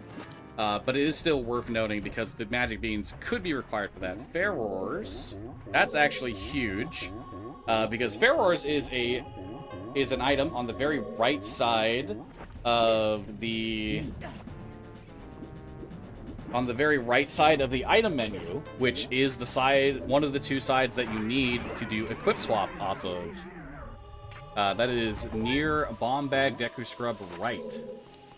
So now that I have Fair Roars, I can do equip swap, and I also found Prelude on the one to the left. That's very funny. Dongos, Deku Scrub near Bomb Bag left. Prelude is very convenient because that is the warp song that takes us back to the Temple of Time. And now, because I have Fair Roars, I can use Equip Swap to equip the Bunny Hood. There we go. So the Bunny Hood doesn't visually show up on the adult model because it's not drawn for it in the base game. However, it is possible to equip it if you do equip swap it, and because it has the Majora's Mask property, we now have the 1.5 times extra movement speed on adult as well. And the very convenient thing about it is that even in the situation where in vanilla gameplay, if you unequip the mask is unequipped, for adult, the mask is never unequipped, even if you remove it from your seed button, and there's an additional setting in the randomizer which causes it to persist between loading zones as well as save warps. So very conveniently, I only have to keep the Bunny Hood on my equip for a very brief period of time, and then I can leave it on forever from there, basically. Fortunately for me, I lost a little too much health getting that keyring down there, so I was not quite able to make it down to the gilded chest. I'm gonna need a few more hearts to get back down there. Again, let me remember to write down where I got the keyring. I believe that's Compass Chest. Yeah.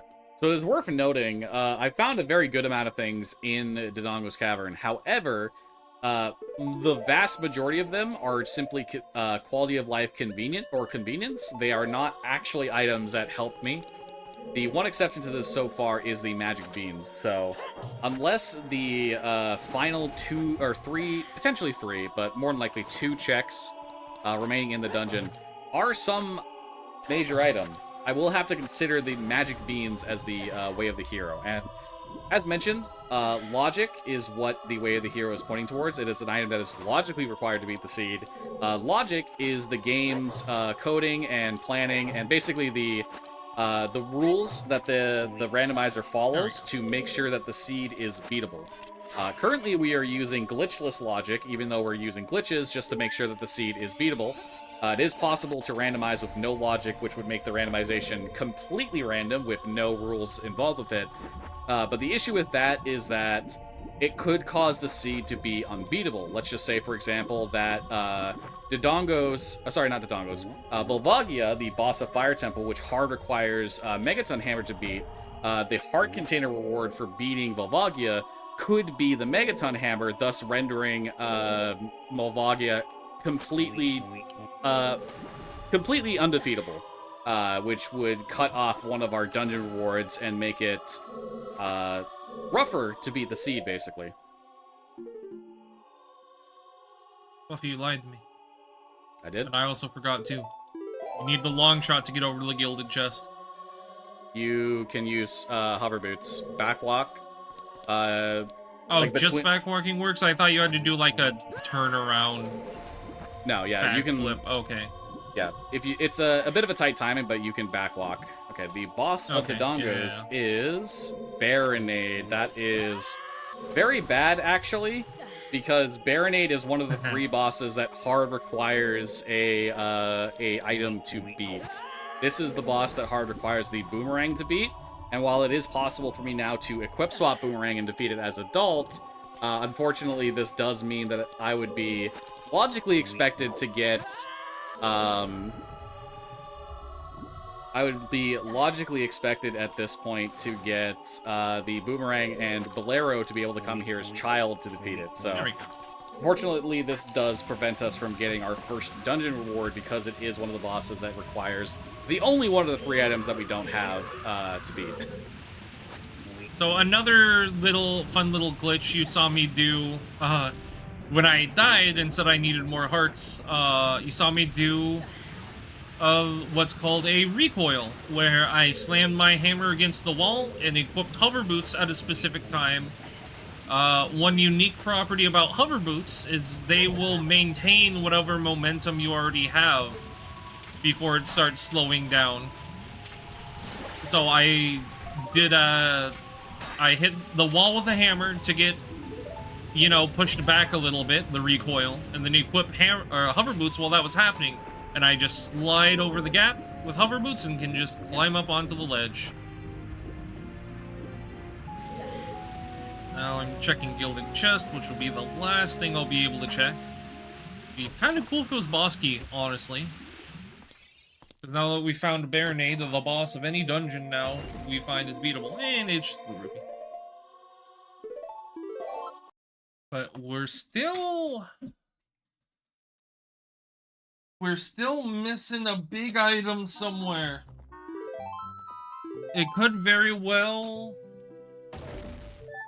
be wanting us to get that bow. I'm starting to believe that's more likely at this point, but... Kojiro. Okay. So that gold skull that I previously skipped, I realized, okay, I didn't find anything besides beans, so I should go get this gold skull real quick. And yeah, the gold skull here is Kojiro, which is one of the adult trade items, and Dodongo's Cavern is Way of the Hero, so it could be that trading in Kojiro is what we need to do. So this is Dodongo's Cavern, gold skull, alcove above stairs. What it's called. Did you ever check Save Warp as an adult, by the way, Fluffy? Yes, it is coming out of the child potion shop in Market. Yeah, I just did that. Thinking about last seed we did where it was Goron City wanting to go that way.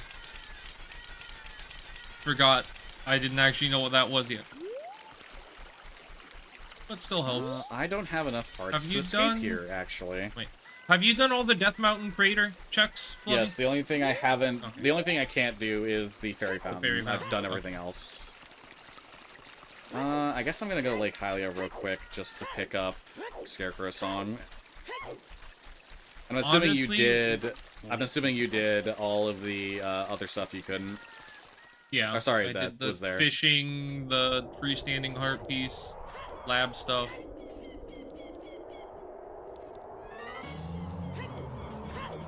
So honestly, what I'm gonna do now is I'm actually gonna go back to Child, and I'm gonna go see if... I'm gonna go play Song of Time for the frogs. And see if that ends up being something. Wait, nighttime skulls on Death Mountain Trail. We haven't done that yet. Oh, that's a good point. Already in Song of Time, or the Temple of Time, so I'm just gonna commit to this anyway. Fair enough. But yeah, if you can get there at nighttime, that'd be cool. Did you have claim check when you did Death Mountain Crater stuff, Fluffy? No. Because I went into the Fire Temple, and I don't have enough hearts to escape the Fire Temple, so I had to warp out elsewhere. Gotcha. Oh, wait, and you saved... Convenient Ocarina, just to make sure that I don't have to do Ocarina items anymore. I can unequip bugs because of that, for convenience. Right. Mirror Shield, which is also very nice to have.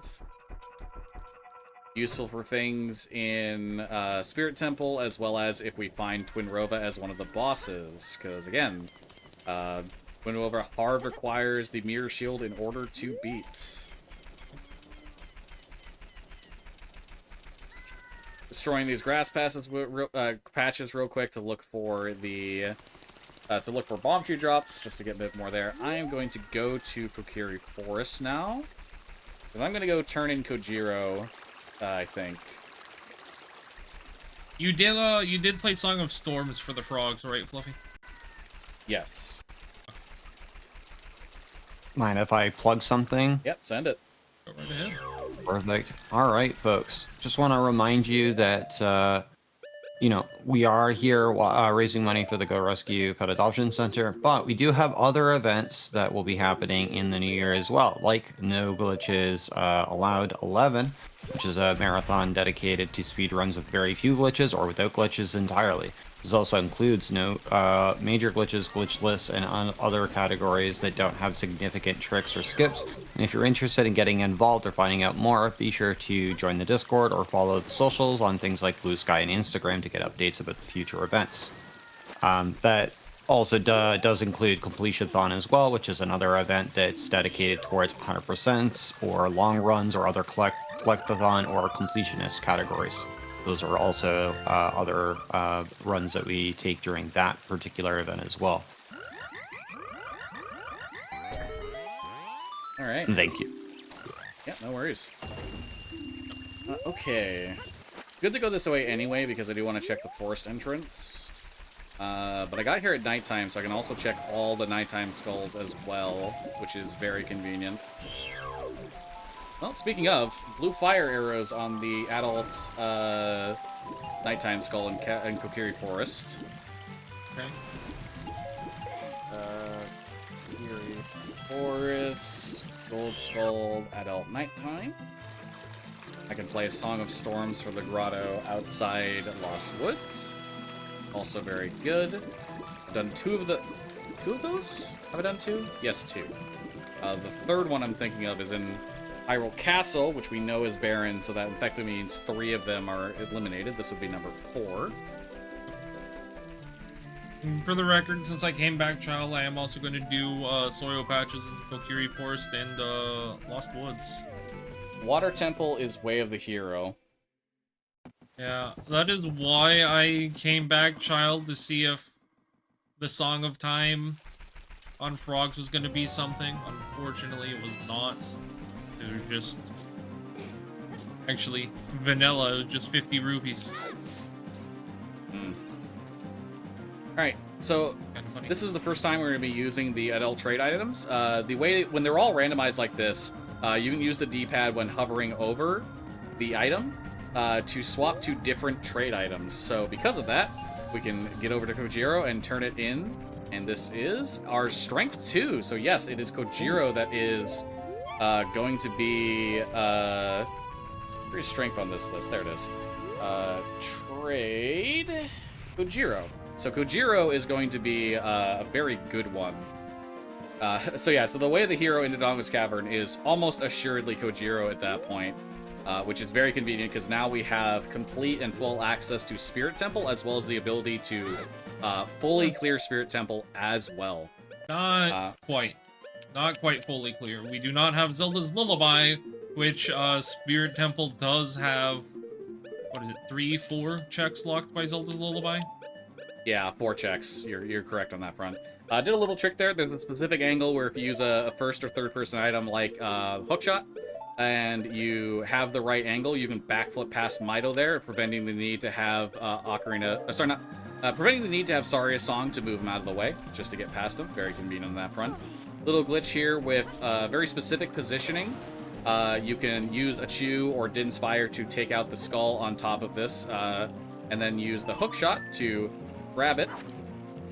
Very specific positioning. Trying to find it here. There we go. This circumvents the need for a magic beam, so we've done that. Very good.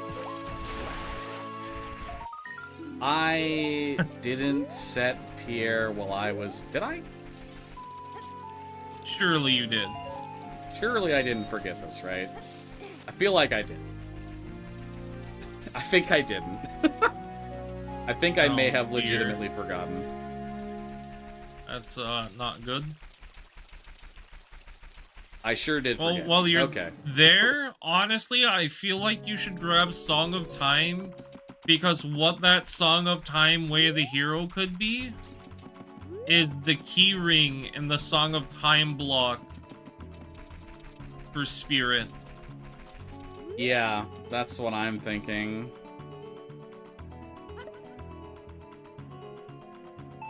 Yeah, so I have to go through this maze here the intended way because I don't have the Scarecrow song. Because of that, I don't have the ability to get on top of the maze and subsequently bypass the need to go through this the intended way. Which kind of sucks, and I also do need it for other things. I don't have magic, okay, well. Did you do the slingshot minigame in Lost Woods, Fluffy? Yes, it was nothing. Have you done Ocarina game? No. I did not do it at the time because Ocarina game on that sucks with Bottle. That's what OI is for. Or ESS OI, I mean. Yeah, it still sucks. And I also just forgot, so, Lamau. Well, that's how that goes. Forest Temple entrance is vanilla. Okay. I think I remembered that. So I will be doing all of Forest Temple, actually. I can full clear the dungeon at this point. I have... Well, no, I don't have bow, so I can't full clear the dungeon. But I can still get a pretty decent amount of checks in here, so I will be doing that real quick. I'm hoping to find magic in here just so I can set Pharaoh's Wind, because the mistake of having forgotten Scarecrow's Song is going to burn into my brain. Oh, hey, Greg. How you doing, bud? Good to see you. So there, in these settings, there is a singular green rupee that is randomized into the item pool, and the randomizer community has affectionately named him Greg. So everybody say hi, Greg. Good to see you. We have been blessed by the presence of Greg, and that is beautiful.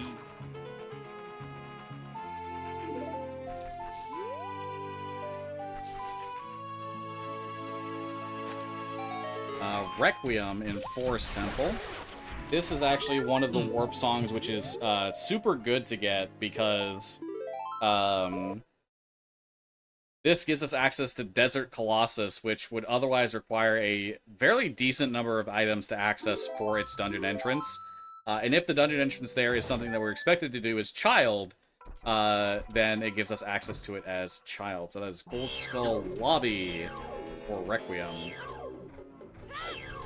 And we have not found Deku Tree yet, so that very well could be Deku Tree entrance, or inside Spirit Temple entrance. Yeah, so one of the things about the logic is it has to make sure that every location is accessible. So in this particular case, the game cannot put a adult dungeon inside of Jabu Jabu, and child dungeons have to be in entrances that child can access. So this means that child dungeons can only be in the original 3 child dungeons, which is Deku, Dodongos, and Jabu. It can also only be in Fire Temple, Bottom of the Well, which is another child dungeon, Spirit Temple, and Shadow Temple. The rest of the dungeons are not possible to have child dungeons in them. So getting Requiem is actually very good. So I don't have Bow and I don't have Song of Time on me currently, so I'm going to have to do a little trick here known as a ledge clip in order to get into this next part. We're going to roll and then press the Z target button at the very specific time when we start a ledge grab. This is going to cause us to clip inside of this block when we do it at the right time. The timing is a little bit strict, so we're going to try it again. Yeah, I would call frame perfect a little bit strict. So we get inside the box, and this will cause us to glitch into the other room, but thankfully that we can just open the door, end up inside the box, and then open the door from the other side, which gets us into the courtyard, circumventing the need to have Bow, or... Song where's of our Time. Song of Time. There we go. Thank you. So this is going to allow me to check a few additional items here that I would otherwise not be able to without either a Bow or Song of Time currently.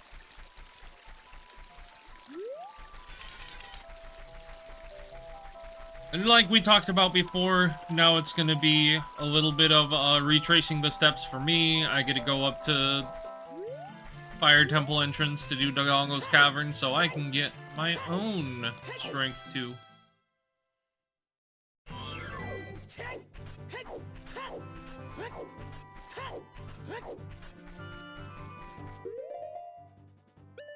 On the way though, I have some adult trade item quest I can turn in. Yeah, we do have a pretty decent number of those. What have you turned in currently? Because I've only turned in Kojiro personally. I am turning in Pocket Cocoa right now. I swapped the trade item to Pocket Cocoa and then didn't equip it. Whoops. I do that all the time. It's so easy to forget. Okay. Silver Scale on the Forest Temple Raised Island chest. Right.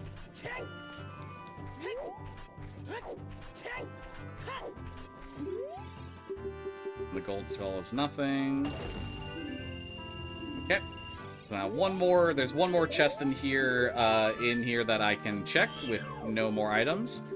This is guaranteed at this point to be the keyring. We have Keyring Mode on, which whenever you pick up the keyring, you get all of the keys for that specific dungeon instantly.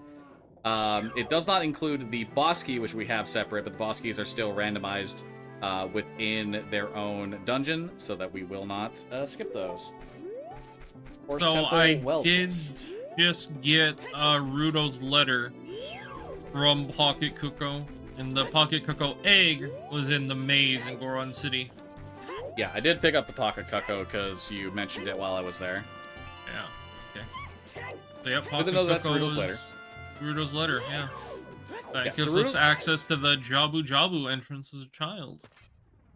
Yeah, Zora's Fountain is barren, so we won't need that to access Zora's Fountain checks, thankfully, but Jabu Jabu is still a dungeon entrance, and Jabu Jabu at this point has to be one of Deku Tree or Bottom of the Well, because those are the only two child dungeons remaining, and Jabu Jabu very specifically can only be the child dungeons because of the dungeon logic. So Rudo's letter is actually a good thing for that, because that allows us to move King Zora out of the way for access to Zora's Fountain. You haven't done any of the nighttime skulls in Death Mountain Trail yet, have you? No, I have not been there since I said it out loud. Did you do any of the soil patches? Did you do the soil patch here? I did the soil patch in Graveyard and Death Mountain Trail. Okay, you did the Death Mountain Trail one. Good, good. The Death Mountain Trail patch was a stick upgrade that maybe worked too. No, I'm here as adult. I'm just trying to find that way of the hero. Yeah, very true. I have a question for you, for the both of you. Send it. Go ahead. What was the most embarrassing thing that happened when doing this together early on? Ooh, there's... There is a few examples of that may have led to a few shouting matches. I think the one that I am the least fond of in terms of like embarrassing is Kman said that he had checked an item but didn't check another item in that dungeon. And then I went, okay, cool, I'll go check the thing that you didn't check. Turns out that was the one that he had checked and not the other one.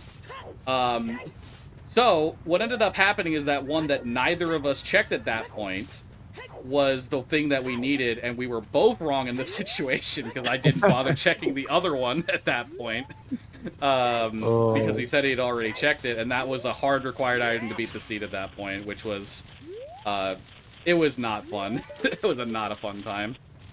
You could say the communication you've definitely learned to work in a bit better as you've been doing this. So that's always good to hear. Yeah, that was also before that we were using a Google Doc to track where each item is that we do find. So that was another big issue with it. Oh yeah. Yep. Yeah. That is what inspired us to inspired me, I guess, to make that spreadsheet for us to track with. That's good to hear. Well, I mean, stuff like that tends to happen here and there, right? There's always those big blunders with something like this in a co-op setting is always something that is always interesting to hear about from people. Yeah, absolutely. And for me, I have another one. When we were actually trying... I guess I actually have two of them. Well, only one of them's really related directly to the rando. When we were recording for some for submissions for this marathon, actually. Just at the end of one of our attempts for submission, I died on Ganondorf, I think. No, I didn't die on Ganondorf. I fell off the platform on the Ganondorf fight 3 times, and then I died to Ganon, I think, like 5 or 6 times. I died a lot to Ganon, and that led us to making another attempt at recording a submission, because that was just downright embarrassing. Yeah. It was... it was awful. And let's not also forget that that was the second attempt of 3, because the first attempt, you had no game audio, and your own audio was not playing either. You could only hear me. I had the audio. The audio was not recorded, is what happened. Because I had my OBS settings set for recording something else. So on the Twitch mod, just the only audio saved was Fluffy's voice. That's a good voice to have saved, if anything. True. Thank you. Appreciate it. Thank you for sharing those moments with us. Appreciate it. Yeah, there are moments where you will be doing a randomizer. It is super good, super baby seed. You will bypass one check for one reason or another, whether it be genuinely forgetting it or not having what you need at the time, and you will forget about that check for 2 hours, and that was the thing you needed to beat the seed. It is such a common thing for randomizers, unfortunately. Yep. All right, actually activating Scarecrow song. Smile. I'm gonna go trade in another bout of trade quest items. The fact that we've had 2 adult trade quest items actually be necessary and important items is actually kind of wild. It's rare enough to have 1 actually end up being a useful check, let alone more than 1. That's pretty dang uncommon, all things... I did it again. Changed what item it was, didn't put it on the C button. Because you're hitting a button, you think to yourself, okay, I've equipped it. That's not how it works. Exactly. It's just, it's how it goes. That's just how it goes. Alright. I'm picking up Song of Time now. Okay, let's make that 3. I don't think the Water Temple Way of the Hero was Song of Time anymore, Fluffy. Was that Zelda's? Big Goron, or Broken Giant's Knife is Boomerang. You found Broken Giant's Knife, Cracked Wall Chest, okay. Yep. So let's now make that 3. adult trade quest items have now turned out to be good items. That's wild. That's Song crazy. of Temple, map chest. Okay, that's Song of Time. I still want to get that regardless. And I wanted to ask, the map chest is the one where you lower the water, right? And then the Yes, compass chest is the one with the switch? Okay. Yes, correct. That's what I thought, and then why I marked it down. I want to be sure. Yeah, I can already confirm you marked this correctly because the compass chest had the key ring, so you marked it correctly. Okay. I don't know if I'm going to reach the top before this timer runs out. I think I'll just barely make it. Not even close. Not even close. Not even That's close. a nice little skip you can do in vanilla. If you have hover boots, you can hover boots across that gap, and hover boots let you walk up some surfaces that you wouldn't otherwise normally be able to, like that.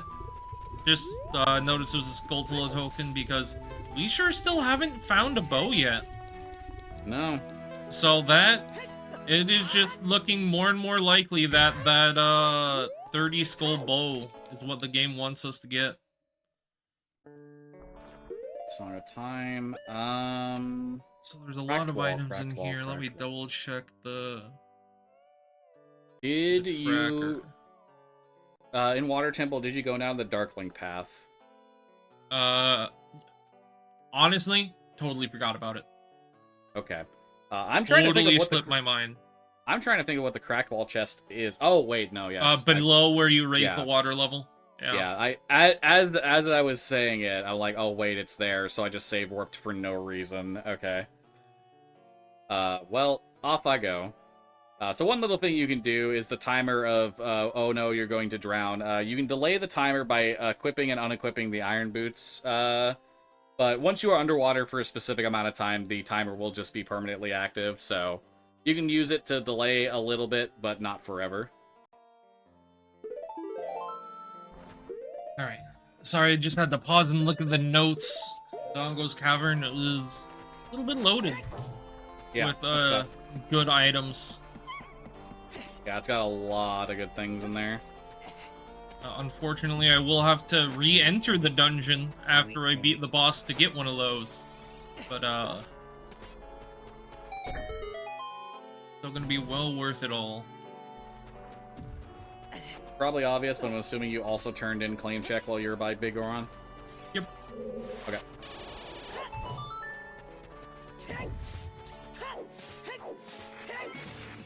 I'm mostly curious about going down the Darkling path, because if the boss key is accessible in that pathway, it does mean that the boss of water can be accessed with the items that we do currently have, so... Well, you don't have a bow, so the only thing you can get there is the long shot chest. Keep that in mind. Yeah, that is true. Oh wait, no, I do need ISG. But I can also get the gold skull that is here, so... True. So, Don't the need gold skull... ISG, but it certainly makes it a lot easier. No, it's actually required. It gives you the extra pixel you need to actually be in the right spot, unironically.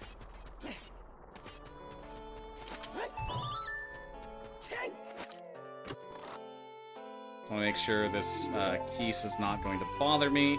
So ISG here, ISG has a property which is the property of splashing your sword, where you cannot fall off of ledges.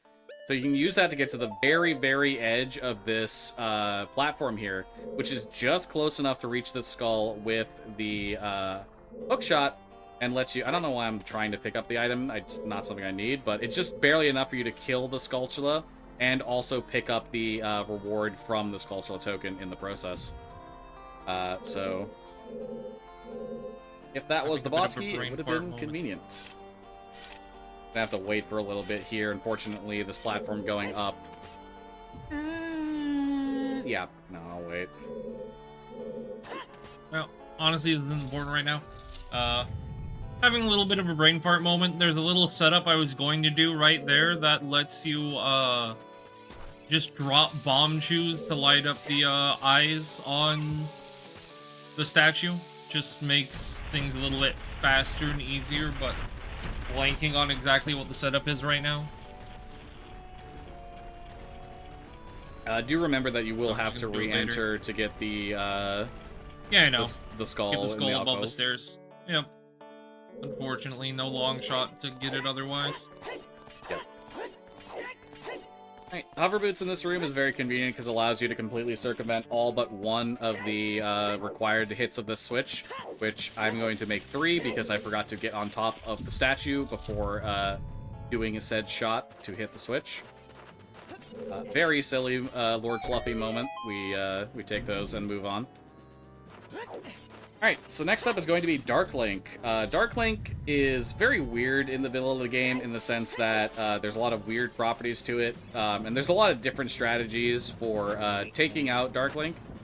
But I am going to be doing a very specific strategy. I don't know why it took me so long to do that, but we don't worry about that. So for whatever reason, Dark Link is supposed to like mimic your slashes whenever you do them, but if you activate Dark Link and then jump slash in a direction away from him 4 to 5 times, you'll hear the sound of a sword being put away. And this will prevent Dark Link from actually doing any sword slashes whatsoever, meaning that you can take out Dark Link very efficiently just by waiting for him to respawn after hitting him and then just doing a few slashes. It's a very easy and convenient way to take out Dark Link. And Dark Link also shares your health, so because I have 5 hearts, I don't have to do that fight for a very long amount of time, which is very convenient.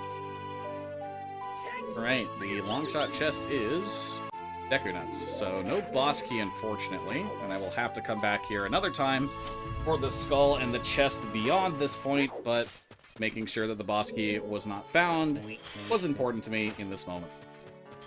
And you remember to get both Song of Time and the Broken Bigoron sword? Correct. Yep, there's a lot of logically required, what people will traditionally call double dipping into dungeons, where you need to enter a dungeon once without the items required to beat it, and come back later once you have those. Oftentimes we end up being able to, or at the very least wanting to, finish dungeons off all in one shot. Just ultimately ends up being faster that way. But not this time. We get to dip into a lot of dungeons without being able to finish them.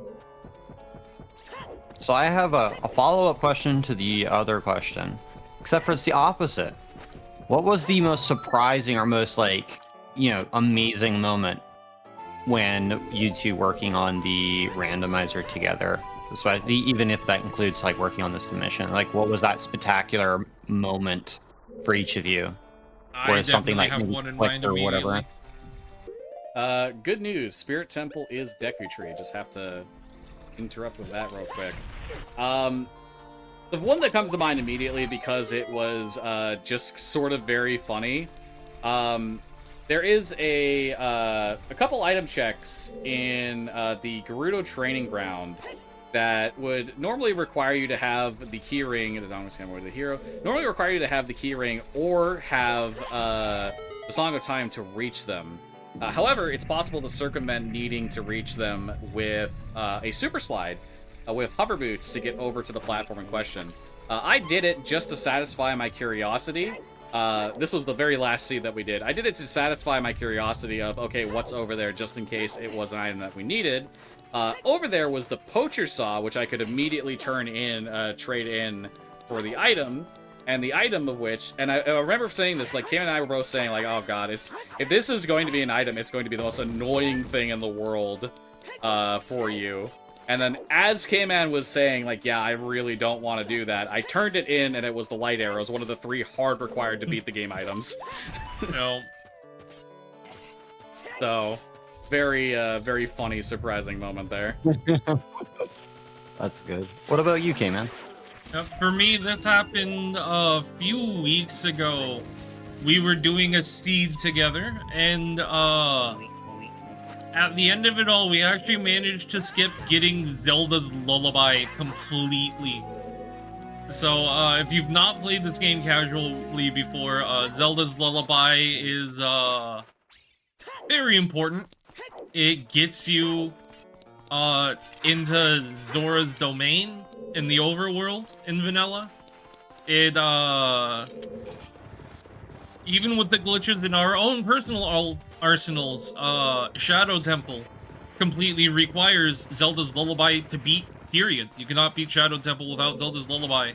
Unless you, do a glitch called a Void Warp, which neither of us have learned at this point. Half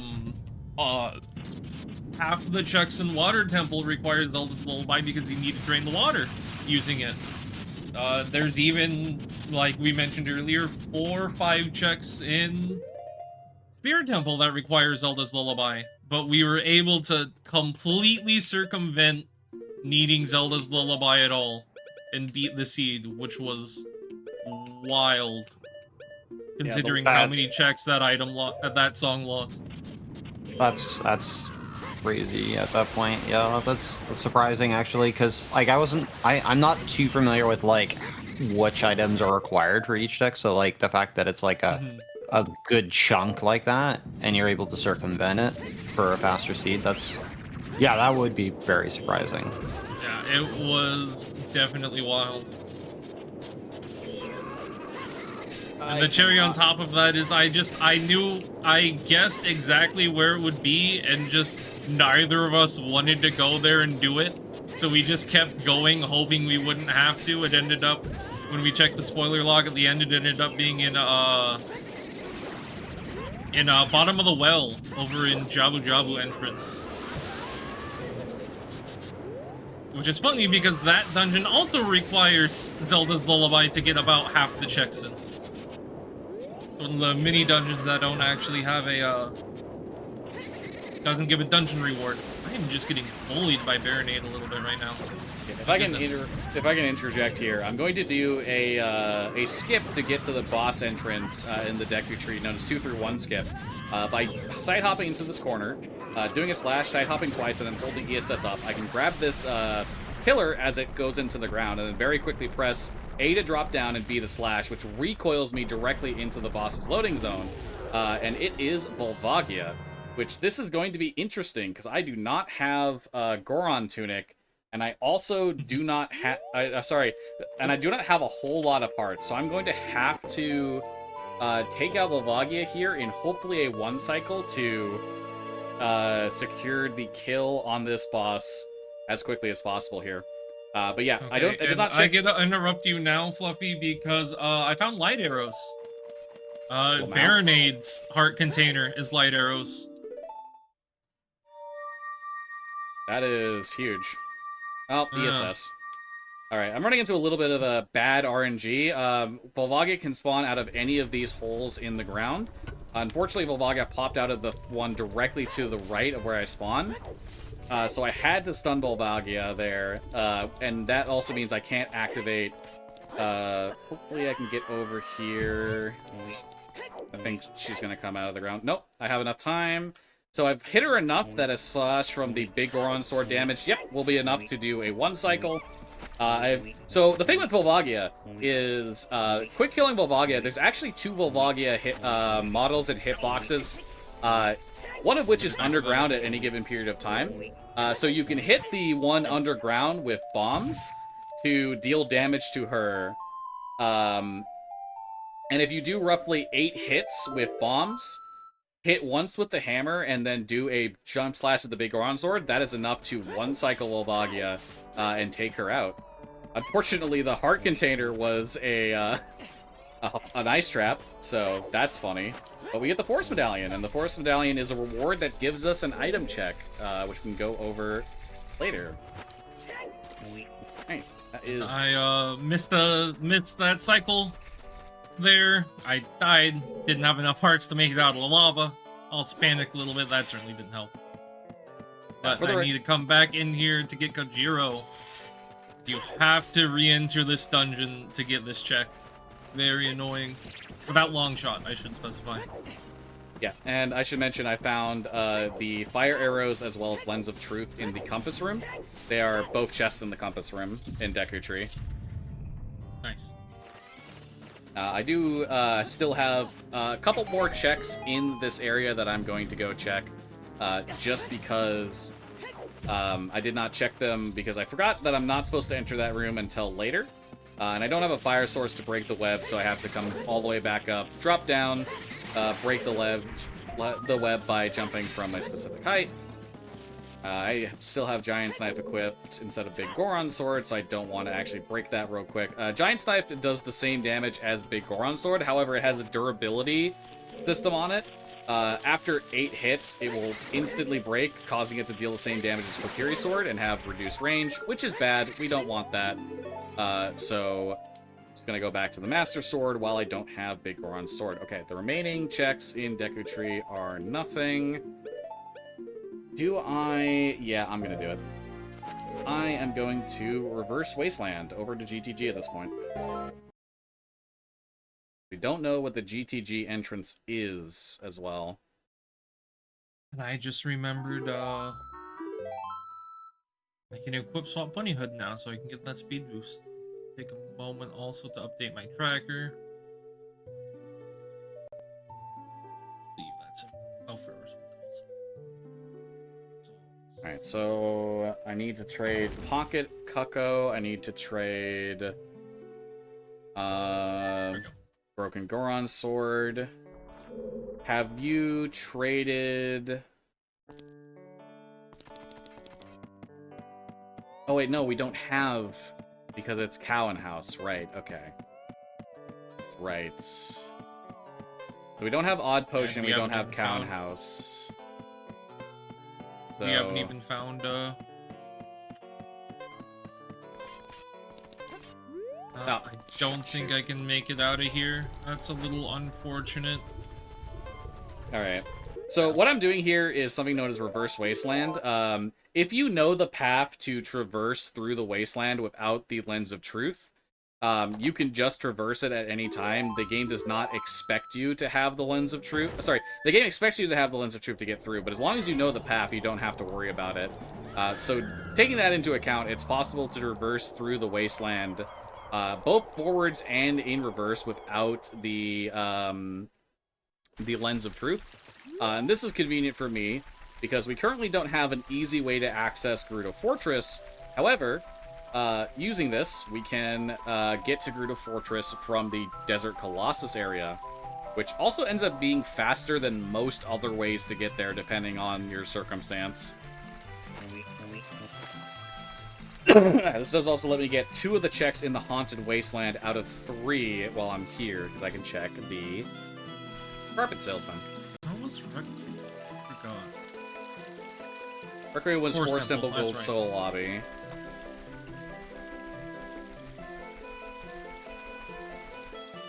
Just have to make sure I'm going the right way here. Here is the Carpet Salesman. You can reach the Carpet Salesman with a regular jump and a jump slash, but it's just much safer to use hover boots. Just a Deku Stick, no big deal. This Carpet Salesman has had light arrows in one of my seed in the past, and that was very funny. We love when Carpet Salesman, which you buy a single item for 200 rupees for, has a hard required to beat the seed item in it. Nope. Alright, so now we can't get past the gate, but thankfully the guard here will catch us and put us into jail on the other side of Gerudo's Fortress, which subsequently allows us to just go straight into Gerudo Fortress from this side, which is very convenient. The key thing to note is once I have the Gerudo card, that trick will no longer work. So actually, I don't want to get the Gerudo card yet, now that I think about it. It would be not beneficial for me currently to do that in case I want to do Reverse Wasteland again. So I want to avoid doing that for the time being.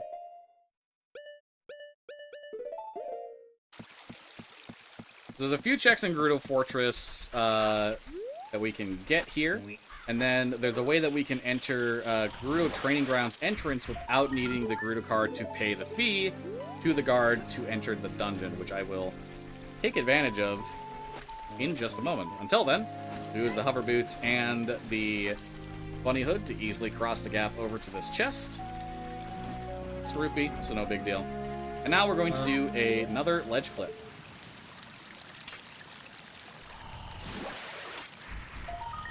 Just barely get that gold Skulltula by hopping up on the fence there.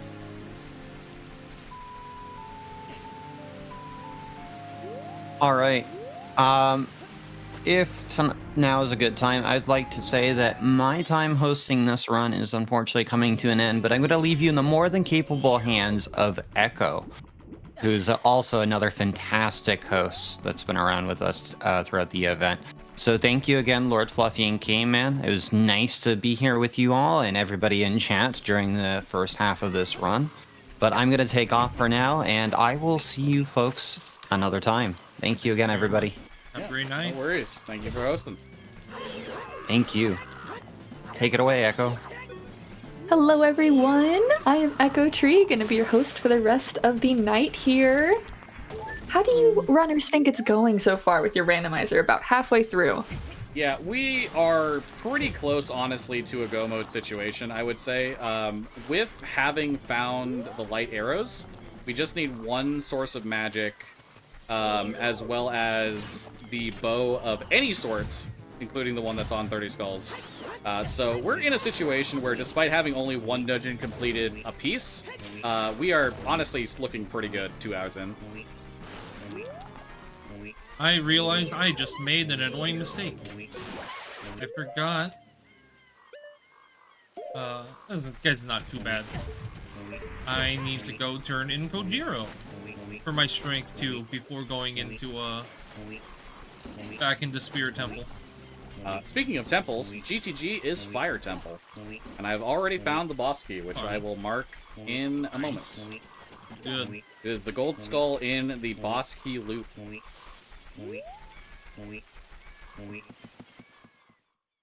Alright, so what I've done here is I stored a jump slash, and now I'm using crouch stab with the hammer, which is going to deal the Master Sword damage, but also retain the properties of a Megaton Hammer swing, which will stun the Flare Dancer, and then of course let me easily deal the max possible damage to the Flare Dancer. A funny thing about the Flare Dancer as well is the Flare Dancer is one of the few enemies in the game that the Master Sword is actually coded to do more damage to. There are damage tables where certain items will do more damage to certain bosses than others, but it's very rarely used or very rarely comes up. And the Flare Dancer is one of the few ones where that does come up, where the Master Sword does deal more damage than the Big Goron Sword to it, despite that usually being the inverse. Okay, so the boss key of fire is the Fire Temple. Oh, I just died. I tried to throw a nut, but I slid a little too far because I had the hover boots on. Oopsies. Whoops. Alright. So the boss key is the gold skull in the boss key loop, and then the key ring is going to be the near boss chest. That's the only thing left it could be. I am not actually going to check the boss of this dungeon immediately, because if I were to get a boss that I can beat, which is all of them at this point, with the exception, all of the remaining bosses is a boss that I can beat. If I were to beat that boss, I would be put outside into the GTG entrance and immediately ejected to the jail by getting caught by the Grudo Guard. Wait a minute. Did I miss a check? Huh? I missed a check. Huh? Wait. Oh. What did I miss? Well, Fluffy tries to figure out what they miss. I am taking a little bit of a gamble coming in here to Spirit Temple again. There is... we haven't found the keyring yet, and we've did everything you can do on child side Spirit without the keyring. That just leaves only 3 possible places that the keyring and Spirit Temple can be, and one of those 3 things is locked by Zelda's Lullaby, which we still have not found. So, I'm hoping that the keyring is one of the 2 checks in this room, and then that the boss key is not in one of the other 3, I believe, Zelda Lullaby locked checks for Spirit Temple. What was Pocket Cuckoo turning them? Clear the rest. Boomerang. Gotcha, okay. So, it turns out I didn't miss anything. I got the very rare moment where the heart container of the boss of Fire Temple is actually the keyring. So I didn't want to actually do the boss because it would force me to do the ledge clip again to get in here, as well as have to inconveniently go through the process of getting caught and getting out of jail. However, in order to progress further in the Fire Temple, I am forced to do this, so... on that note, the boss of Fire Temple is Twin Rova. Nice. And, luckily for me, the, keyring was not Zelda's Lullaby locked. It was in the Silver Rupee room. You write that down on the list.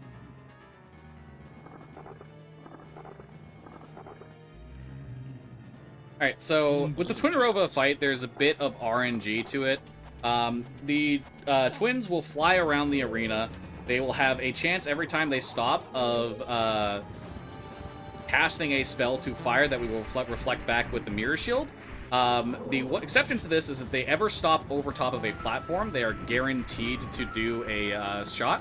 So when that happens, what I'm going to do is I'm going to use the hook shot to cause them to spin. This will freeze them in place, hopefully allowing me to easily get a reflect, and then, and very good, I got four very quick shots. When you get 4 reflects that hit the other mage, you will enter phase 2 of the fight, which is... Hi. It's her. They combine into one, and now you have to store 3 shots of a specific element. It could be either the ice or fire element, it doesn't matter which one. When you load into this phase the first time, she is guaranteed to fire 3 of the same shot in a row. Once you do that, the Mirror Shield will fire a large blast back at her, which will stun her, at which point we will try to go for 1 cycle by getting 6 crouch stabs with the Master Sword. And I have finally found us an actual bomb bag. It is in Spirit Temple, the mirror, the first spinner. And as per usual with me, because I don't understand why this is the case, but as per usual, I did not get the 1 cycle with the Master Sword. I don't know why this is the only boss I can't do this with, but count that like one, still like 1 for 11 in 1 cycles with the Master Sword recently. No.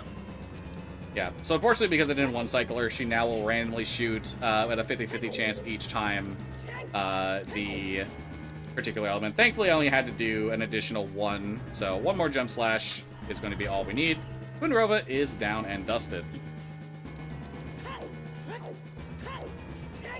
And I have to make sure to pick up the heart container here because it will be the Fire Temple boss key. Having a little conundrum trying to figure out exactly what I want to do in Spirit Temple. Because unfortunately I actually can't do a lot on child side because I don't have any sort of fire source as adult. There's a couple of chests I can come into this room and get. Otherwise I'm gonna end up skipping a lot of checks because I either don't have a fire source or don't have Zelda's Lullaby. And I'm just kind of in here hoping that none of them are the boss key. Alright. On that note, looks like we're both gonna be going through the motions here a little bit, so if we have any messages from the hosts, feel free to send them. Absolutely. As a reminder, we're out here raising money for our wonderful charity, Go Rescue. And one fun way you can do that is by putting your donations towards our current target. Currently, we have a $25 target to do cutscene % with Pepsi Man. Now, I don't know about you, but I would like to watch some cutscenes with that Pepsi Man run, and that is going to be the first run of tomorrow morning. So there is not that much time to get that incentive met. If you want to see the Pepsi Man cutscenes, you better go donate and put your money towards that incentive. Of course, it's all for the doggos. Alright, so because I was forced to do the boss, I was kicked out of Fire Temple, put me into the Gerudo jail. So I have to do this ledge flip to get out of bounds. I enter a very specific point of this square, at which point we aim for the right side of this black square on the wall as a visual cue. Back walk off, We're not quite in the right position, so we did void out here, but thankfully we're not going to have to spend too much time to set this up again. And the key thing here is I normally would not want to do this more than once. I would want to full clear Fire Temple to make sure that all the checks are exhausted. But because of the very rare circumstance of the boss of Fire Temple's heart container having the keyring for it, this is just a series of unfortunate events for me in this particular situation. Something to note, though, is I did pick up the dungeon ward for the boss, which means I have 3 dungeon wards personally. In our settings, the rainbow bridge that leads to Ganon's castle is activated when we have 3 dungeon wards in total. So, because earlier we got a hint saying that the Ganon's castle entrance was Ice Cavern, we can go to Ice Cavern and check what's in there at any time. Stand in roughly the middle, aim to the right, and then backblock. That will get us into the loading zone for Fire Temple once again, and now we can go on through and check the rest of the dungeon, which I don't like Fire Temple on a personal note. I think it is a very long, annoying dungeon that's full of backtracking, and in the rare circumstance that you fall down, you have to do even more backtracking. It's also just a very frustrating dungeon to do from a speed perspective, so not a big fan of it. However, there are a very significant number of checks in here, so it is worth doing them considering the logic of our seed. Speaking of tricks, though, I do have Song of Time. However, I'm going to do one attempt at this because it would be faster if I nailed it. I'm going to try and do a skip here to avoid moving the Song of Time block out of the way. We do a specific setup, and then use C up to give us a different angle. We'll do it one more time just to try it. We'll do C up to give us an angle, which will allow us to jump off. If we hold up left after we jump, we grab the ledge, skipping the need to have Song of Time for this room, allowing us to pick up the skull that is in here. Even though I have it in my inventory, it's slower. It is, however, just the blue rupee, so not worth my time. I am taking a bit too much damage 3 here. checks of Deku Nuts in a row. Oof. In Spirit Temple. Both the Mirror Shield chest and the 2 invisible chests right before it. All Deku Nuts, baby. Oh yeah, I have this funny button. I forgot about that. So, unfortunately, I do only have 3 more checks I can do here in Spirit to try and find the boss key before I end up getting locked out. Hopefully, I find it. 3 or 2? Oh, it's only 2, sorry.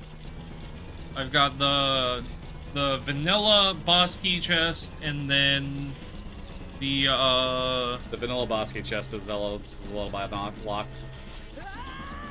Yeah, but you can very easily get around that. Spirit Temple? Which I'll show off. Yeah. Yes?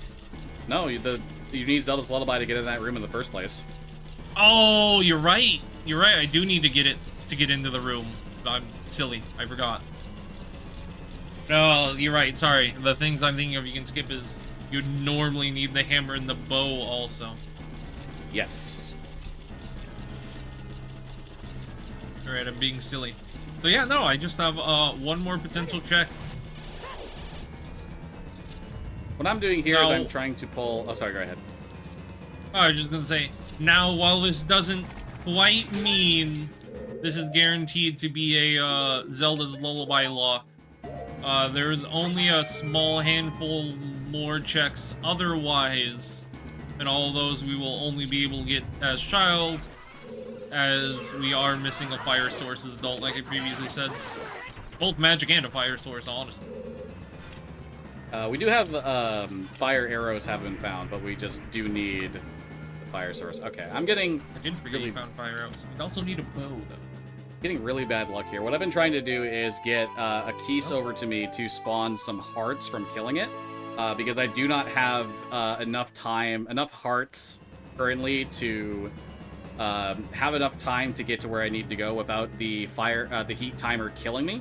So instead, I'm just going to go back to the beginning of the dungeon here and attack these 2 keys instead of just the 1, and hope that they are nice with their drops, which unfortunately, I had weird camera shenanigans and caused me to fall, and yeah, fine.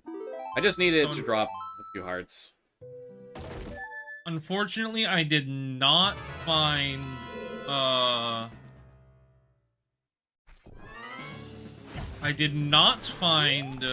the boss key. I did, however, find Epona's song. And one thing that will let us do is finally resolve the Way of the Hero for Death Mountain Trail. Because the only check... That's not true. We have 2 more, actually. Wait, I got Boomerang off of the Adult Trade quest. So that is probably that. Still gonna go do this anyway. Now that I have Epona's song, we can check all the cows. One of which is in Death Mountain Trail.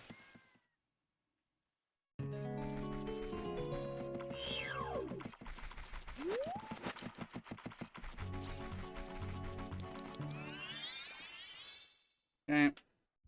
Finally decided that, oh no, I do have enough health, I'll just go. Wanted more just for safety, but yeah, no. With the bunny hood, I do have enough time to get here very safely. So, we'll be moving on from that. So far, nothing in Fire Temple as a whole. I'm not expecting it to have anything, but on the chance that it does have, like, an out-of-logic bow or a magic, I think it's worth to do.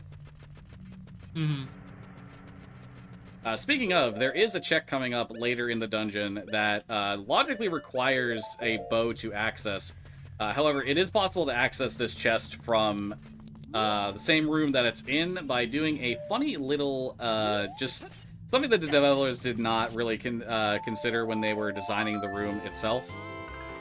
Have to be in the right position here to get a bomb chew to hit a switch. Not quite in the right position, so... Okay. There we go. Didn't want that song of time block, I wanted this one up here.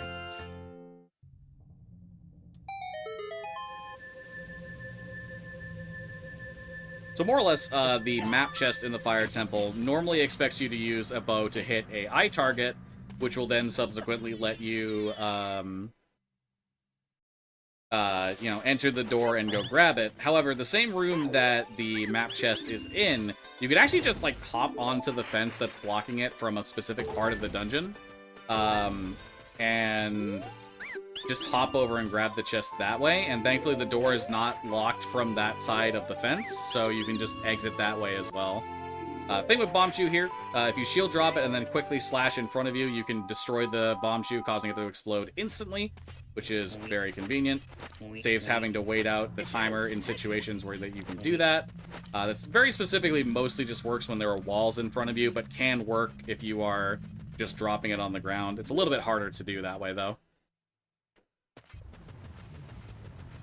We're not talking to the Gorons here, because you don't actually have to talk to the Gorons in vanilla.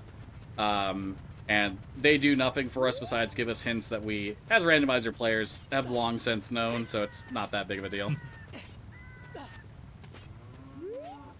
I am very closely approaching that 30 gold skulls. I'm at 28 right now, so I'm almost there. Yeah, I am at 24 personally.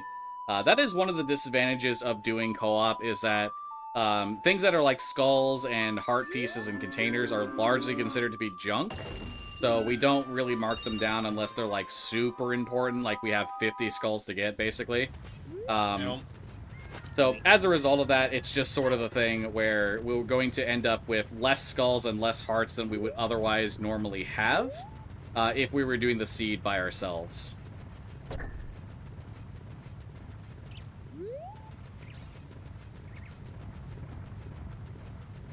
Quick shout out to Grant Kirkhope for the Banjo-Kazooie and Tooie soundtracks. What a guy. What a dude. Love that guy.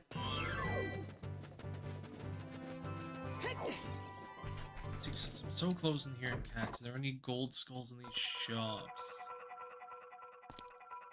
The Zora shop has 3 that are for 100 or less. I know. Yeah, I know the Goron shop had one for 5 rupees, which I got immediately. I actually haven't been in Zora's Domain yet. Yeah.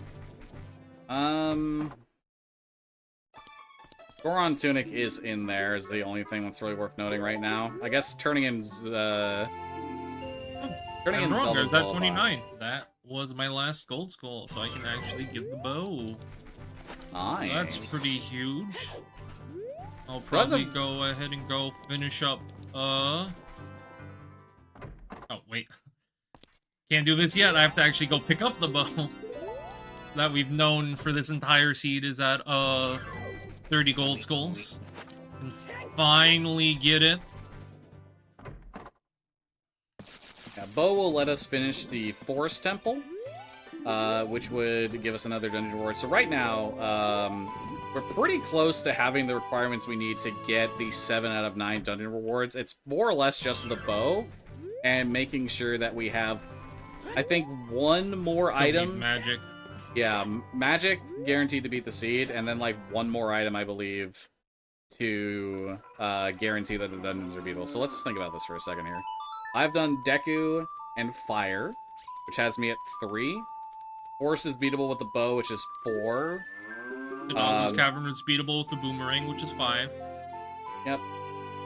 Okay, Spirit I found gold gauntlets. Last strength upgrade is on Impa's cow. Jabu is now beatable as well, because we have Boomerang, Yep. so that's 6. So we need the ability to beat one of Water, Shadow, or Spirit, which Zelda's Lullaby would be the easy, just like, endgame, alright, cool. At that point, we just need magic and we're done. Spirit, oh, oops, wrong way. Spirit might be beatable again. We just have to go there as child.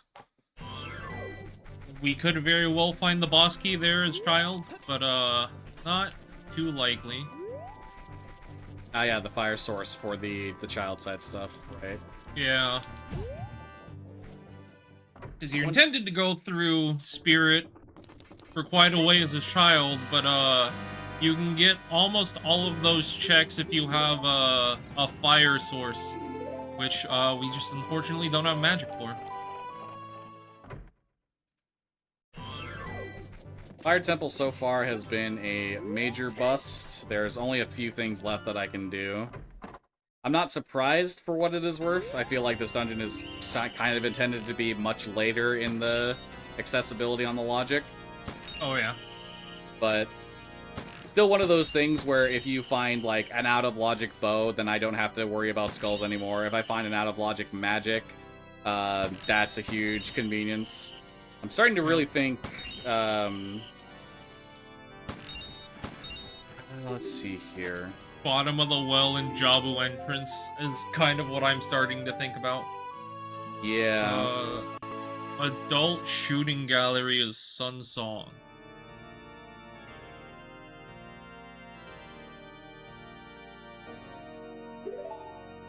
So 3 more checks in Fire Temple that I can do, and then I'm good to leave at that point. What do you say it was, Sun Song? Adult shooting gallery. Okay. Oh. You know, I'm thinking about it. You should probably...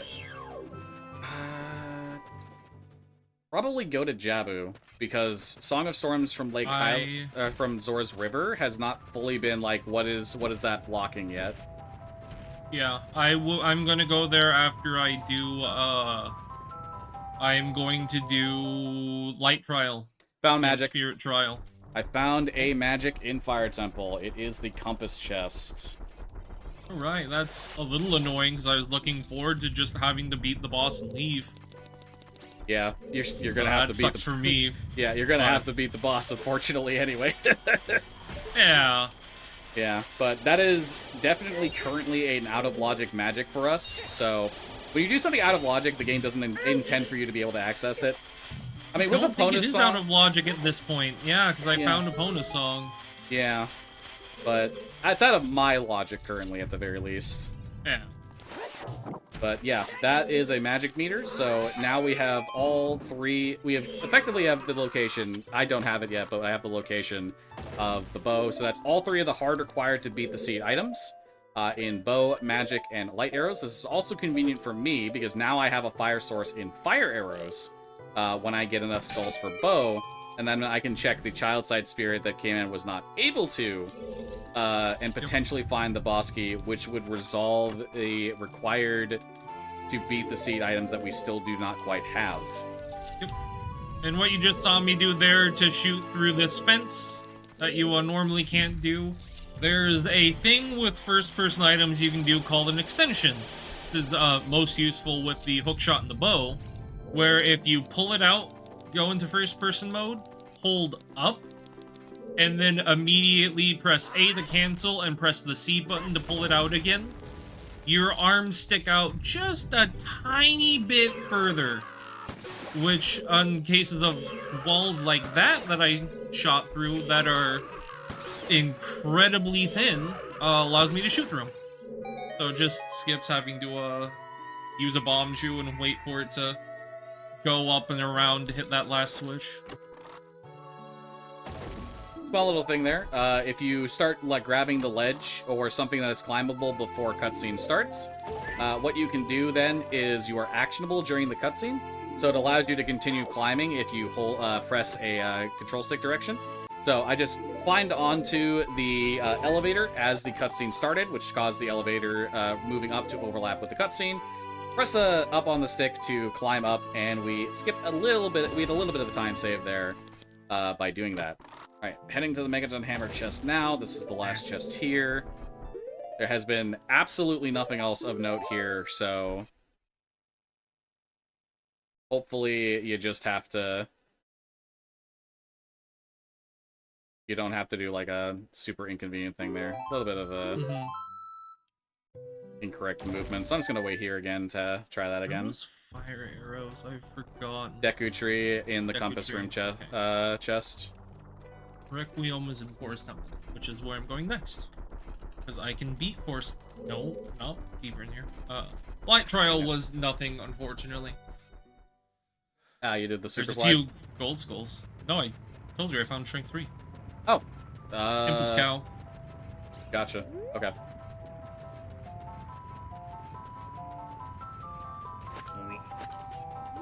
So yeah, it really now does come down to, can we get the boss key for Spirit Temple? If not, we're on the hunt for Zelda's Lullaby then. Yeah. It's going to be very much a Zelda's Lullaby situation.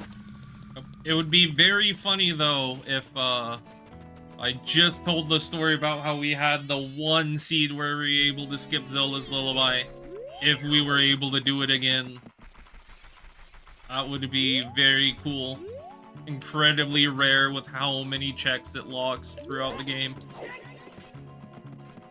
As Fluffy showed off earlier, just do a little backflip over Mido, just skips having to play Saria's song, which I do have, but it's just faster to not. Now, Spirit Temple had a lot, huh? What was that? Spirit Temple had a lot, huh? Yeah, a little bit. Alright, Song of Storms, Grotto, and Gerudo Valley. I'm realizing, have you gotten into Forest... No, you haven't. Do this, the Song of Storms, Grotto, and Sacred Forest Meadow, because I realized I didn't do that when I didn't do that when I went to Forest Temple originally, because I had forgotten about that. You caught me right as I was, hovering over the maze. Found the Goron tunic, in the... I'm not gonna mark it because it's like... it could be useful for you. It's the Song of Storms Grotto in Gerudo Valley. It's the back Deku Scrub. I will probably... Yeah, I will probably pick that up to avoid having to pick up fairies to kill Volvagia. Because unlike Fluffy, I am not very good at hitting Volvagia's second hitbox for a 1 cycle. I usually settle for a 2 cycle. Do I have to wait for time of day here regardless? Okay, hold up. I just... Navi, why'd you have to say hey at that exact moment? Okay. So, I have to wait here regardless for nighttime skulls, because I don't have Sun Song, so I'm actually gonna go to the restroom real quick. Where's the key ring? Okay.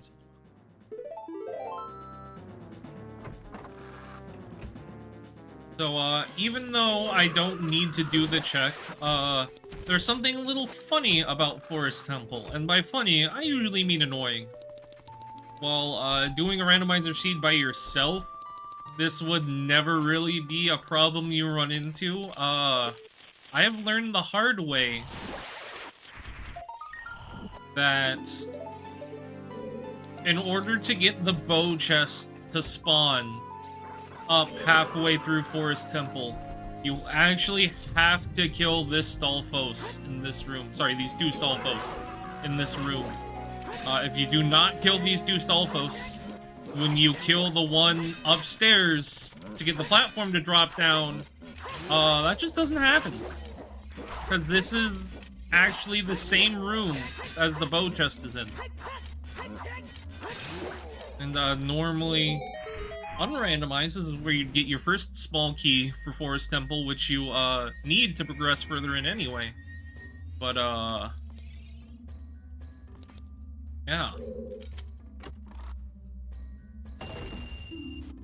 Otherwise, I get to at this point now, I'm just following in Fluffy's footsteps to go beat a bunch of dungeons.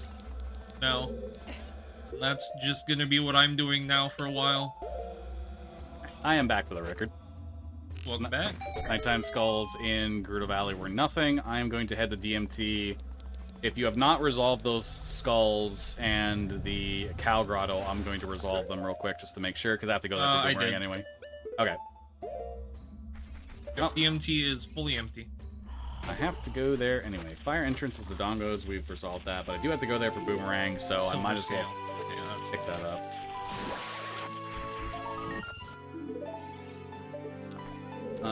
Did you find the boss key of Forest Temple, Fluffy? No. Did you get the nighttime skull in Adult CAC? Nope. Okay, do that real quick. There's a Skulltula at nighttime in CAC on this roof here. You can even get it with just the hook shot. There are ways to get this without hook shot, but very convenient to just hook shot onto those two ledges. 28 skulls for myself. I'm super close to having my bow. Up. funny ledge grab moment. we love those. Okay. There is a 100 rupee skull in the bazaar, and then there's also the freestanding heart piece and the windmills and skull if you didn't get that. I did not get the skull in the... Oh, have we done the Song of Storms check yet? Yeah. Okay. Oh. I'll still go get that skull anyway. The boss key in Forest Temple, you didn't. No. You asked that about a minute ago, actually. Yeah, I already forgot. I know. That happens. That's how it goes. Where was Rudo's? Rudo's was trade pocket egg. Okay. So you did check the chest beyond the gilded chest, right? You used hover boots to slide over there and grab that? Yes, I did check that. I've also checked the bow chest itself, but I could not check, yeah, the Poe chests or get past the other one, yeah.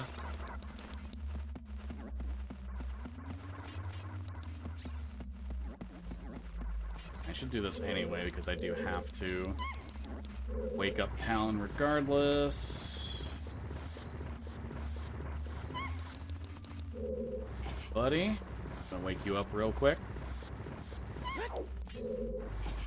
It would be very nice to be able to skip Zelda's Lullaby, because in all likelihood, much like it was in the seed I talked about where we were able to skip it, I think Zelda's Lullaby is gonna be in bottom of the well, which is in Jabu Jabu entrance. So I think that's the only thing Jabu Jabu entrance can be now that we found sick. So we found all the other child dungeons. Which does mean... Oh no! We still don't know what's in Shadow Temple entrance, actually. That could also be bottom of the well. So that is child accessible. Yeah, we don't know what's in Ice Cavern either. This is Ganon's Castle, not what I was going to do. Where was Spirit Temple? Deku Tree. Okay, that's where it was. Yep. Why am I going here? Right. I should go this way. Because you have a fire source. Boomerang. I was talking about DMT. I was like, why am I in DMT? Oh. Why am I in DMT? Getting Boomerang. Then going back to the Dongos to clear it. Because, for dungeon rewards, and I have Boomerang, so that's easily doable. Okay, so it looks like we're going to go through the motions. We're going to be doing catch-up for each other's items at this point, so this is a good time for the host to send any messages, if there are any. For sure. We are still raising money to try to get our Pepsi Man incentive met. That needs $25 by the end of tonight, because that is the first run of tomorrow morning. And that is going to be a cutscene percent for Pepsi Man. And as a reminder, also, our big milestone for this event is to get $500. We are currently at $373.20, so thank you to everyone who has already donated.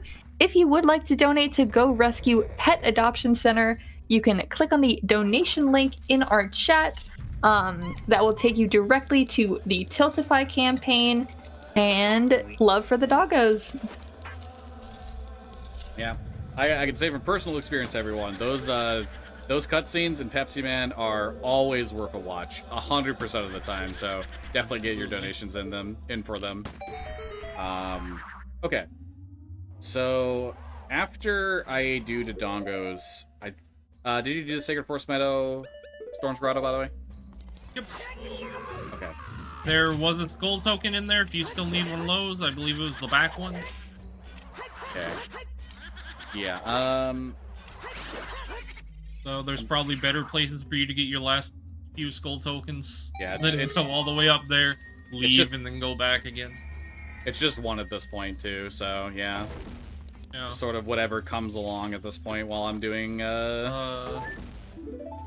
If you go into Spirit, I don't remember where, but I know I definitely found skulls in Spirit. Yeah, no, Spirit was definitely the plan because I have the fire source to potentially skip Zelda's Lullaby, so... Pretty huge.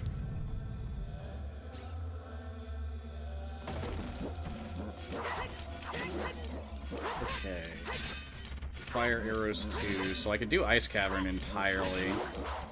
I don't know if I really... I feel like it's mostly like I'd go to Ice Cavern if we have exhausted everything, more or less. Yeah. Because right now you go to Ice Cavern after you at least find out if Spirit is, Lullaby locked or not. Yeah, definitely. Alright, so, Baronade here has a nice little quick kill strategy, which I am being a little bit silly with, but if you can stun Baronade as these little jellyfish come out immediately, you can use a Deku Nut to instantly get rid of all of them, which I managed to do both times, at which point it is just a matter of getting 3 different cycles on Baronade. Once you knock Baronade into the ground after jump slashing, you roll into Baronade, which will cause Baronade to leave the ground instantly instead of waiting there for a little bit. 1 more jump slash, and that is the Baronade quick kill. Pretty well done, if I do say so myself, to float my own boat and all that jazz. I got relentlessly bullied by Baronade, unfortunately. I did not have a great time there. Alright, and then light arrows. Nice. Okay, I have to go back to CAC for Rito's letter. I can do that at any point. Do I want to do it right now? I may not even need it. There's I always was going to say, we don't even know if we need that yet. Yeah, there's a potential we may not even need it, so... Again, go to Spirit, please. Yeah, that's the plan. Going to Goron City right now. I actually am going to make a pit stop because there is a Goron City grotto I already got that. Okay. The one behind the lava pit. Yeah. The Oh, one there's you- a skull in there, though. There is a skull in there. Oh yeah, it's worth it. Did you do Minigoron?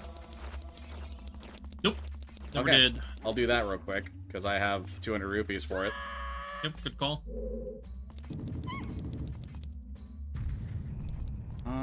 Okay, let's see. After Minigoron, we go to... Hey, buddy. 200 rupees for what? 20 rupees that I don't even get to keep. Scammed! Scam Mega artist. scammed! How dare. Off we go to Spirit Temple. Yeah, I can just grab a skull in Spirit Temple literally wherever at this point, so... Yeah. Yeah, so once again, if we find the Spirit Boss Key, that means we will have the capability to beat the remaining dungeons... capability to reach the 7 out of 9 dungeon rewards that we need to beat the Seed. Because Yep. we have all of Mirror Shield, Hammer, and Boomerang. There is no boss in the game that we cannot beat. And we have access to enough boss rooms in order to get to 7 out of 9 dungeon rewards. Once that is done, both of us will need to grab those 7 out of 9 dungeon rewards, head to Ganon's castle, defeat Ganon, and timing will only end when both of us are finished, not just one of us. So... Yep. Something you've seen me do throughout Forest Temple when I fight those pose. Deku Nuts. Deku Nuts make the pose immediately reappear, which just makes killing them so much faster. Deku Nuts are really like the unspoken hero of Ocarina of Time. There's something that a lot of people in their casual playthrough, certainly myself included, just don't really use. They don't really seem all that useful. Like, oh yeah, cool, they stun enemies. That's nice, I guess. But there is so many things that Deku Nuts do. They are a phenomenal item that you really can't get enough of once you learn all the different things you can do of. They are absolutely fantastic. They can even help you kill Ganon. Yeah, that's what I was gonna say. Fun fact, they actually deal Ganon, damage to Ganon, so if you have absolutely nothing else going into that fight, you can use Deku Nuts to deal damage to him. And because the hitboxes of Deku Nuts are so big, it is so easy to get a hit on him with that.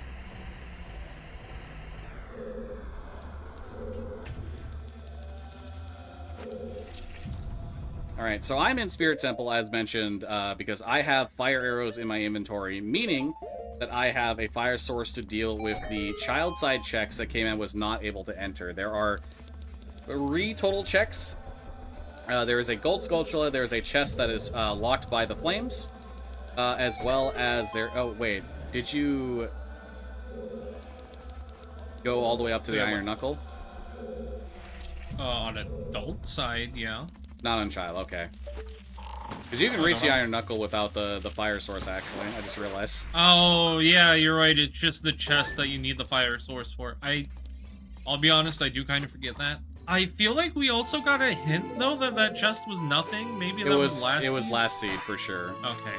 And it was the Mirror Shield chest that we got that hint for, not the Strength 2 chest. Gotcha. Alright, A little bit of a misplay on my part, then. Oh, and you couldn't do the map chest either. True. Yep. I can now do. The boss key for Forest is all the way down in the basement. It's the gold Skulltula. The basement. I don't have bow yet. I forgot, Kman. Funny. Lamau. Alright, the boss of Forest Temple is Vanilla. Nice. Handsome Ganon. Okay, time to look for a skull in Spirit Temple and then set Pharaoh's Wind. At least you have magic. Yep.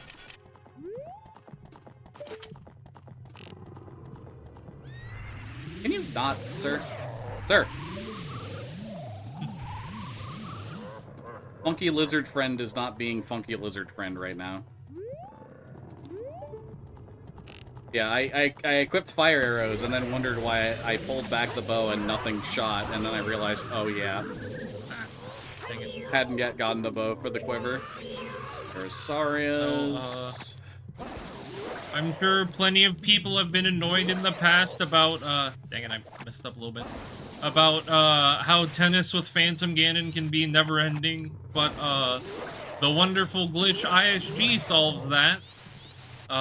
You can just get ISG, pull out your bow, and, just stare at him for a while. Until he finally decides to die. Makes, the fight a lot easier and less stressful.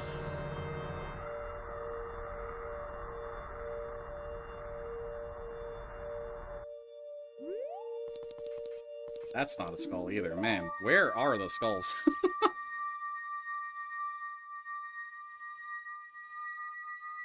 I'm just looking through, trying to find exactly one, count it, one Skulltula token, and there... So let's see where... This isn't. Deku Tree is Spirit. That's exactly why I went here. And was there anything useful in Deku Tree? I don't think there was. Fire arrows and Lens of Truth. Fire arrows. Where's Lens? Oh yeah, right, Same and they were room. both right at the top anyway. Yeah, same room. Did you get the, Requiem check? Yes.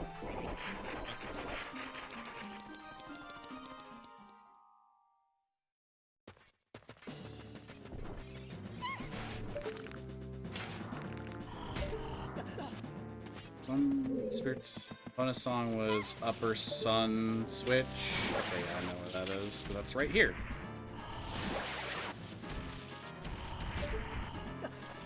It's all the way at the tippity top. So did you not find the boss key then? I was looking for Epona's because you said it was here. I didn't have skulls for the bow. Oh right, you don't have the fire source yet, so you're Yeah. just getting that makes sense. Yeah, I was looking for the 30th skull so I could quickly set Ferror's go get the bow and then come back because sometimes That's when you're thinking about your sometimes when you are thinking about your I should actually set it here. I'm thinking about it. Sometimes when you're thinking about your order of operations, you skip a step and subsequently have to do a little bit of backtracking for it. And that's just sort of, that's how Rando Brain goes, where it's like, oh cool, I got item, I can go do X now, and you forgot that there's an extra step of also needing Y to get Z. This is the quickest way back here. Would be... Oh, I let go of Z target. I wasn't supposed to do that. Would be this, once again, I'm reprising the same nice little skip Fluffy did. 3, 2, 1 skip to go straight from the top of I let go of Z target again. Go straight from the top of Deku Tree all the way down to the boss. This one is relatively new for me. So I'm just a little bit, Alright,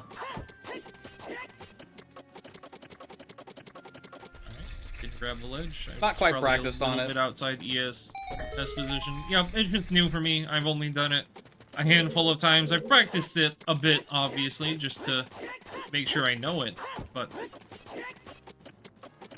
There we go. Alright. So I'm heading There over we go. back. There's the recoil straight into the boss load zone. Getting my... Oh, this is Volvagia. Uh-oh. Yeah. Well, I guess I'm gonna have to hope I can get the one cycle, actually. And if not, I'm gonna have to, die, go back outside, grab a ferry, and come back in. I was thinking Volvagia was vanilla, and I'd be able to get Goron Tunic when I went over there. Oops. That was a little bit of a misplay on my part. A slight misplay. I should turn in Pocket Egg while I'm here, since I'm here anyway. Pocket Cucko, rather. Why did I overwrite Fair's Wind? Caring about your equips can save you pauses, and pauses can be a bit of time loss each time if you're trying to go fast. Hello, lady. I have, made the chicken say hi. I would like Rio's letter. Thank you very much. Your service has been very appreciated. I'm going to go back to where I was previously. Right. No, Volvagia, let me hit you.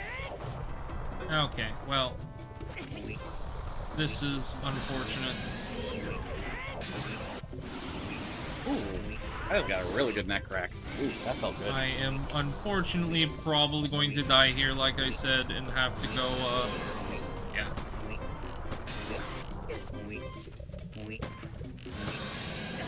Yep, I'm just gonna have to go get a fairy outside.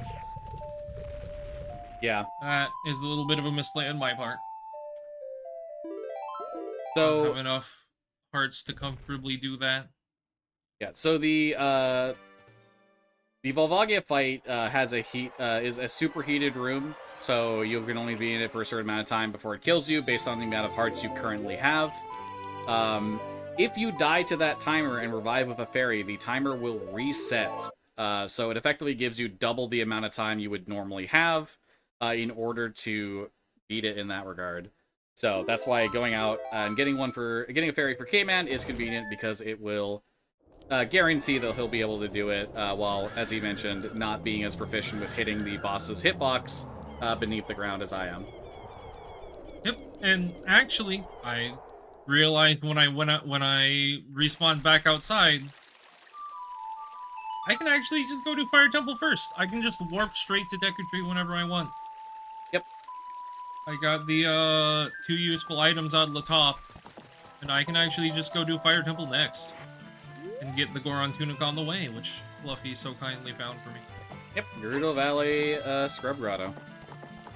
We've touched on it a little bit, but just when you do a co-op rando seed like this, you do have a lot less specifically hearts and gold skull tokens than you normally would doing it solo. Like, me and Fluffy both independently probably have about 7 or 8 hearts, or anywhere between 6 to 8 hearts. I think that's on average what we end up with. Which, is just a little bit low for doing some things. Volvagia is one of the longer times you'd spend in a superheated room, like Fluffy mentioned. So it can be a little annoying without a fairy.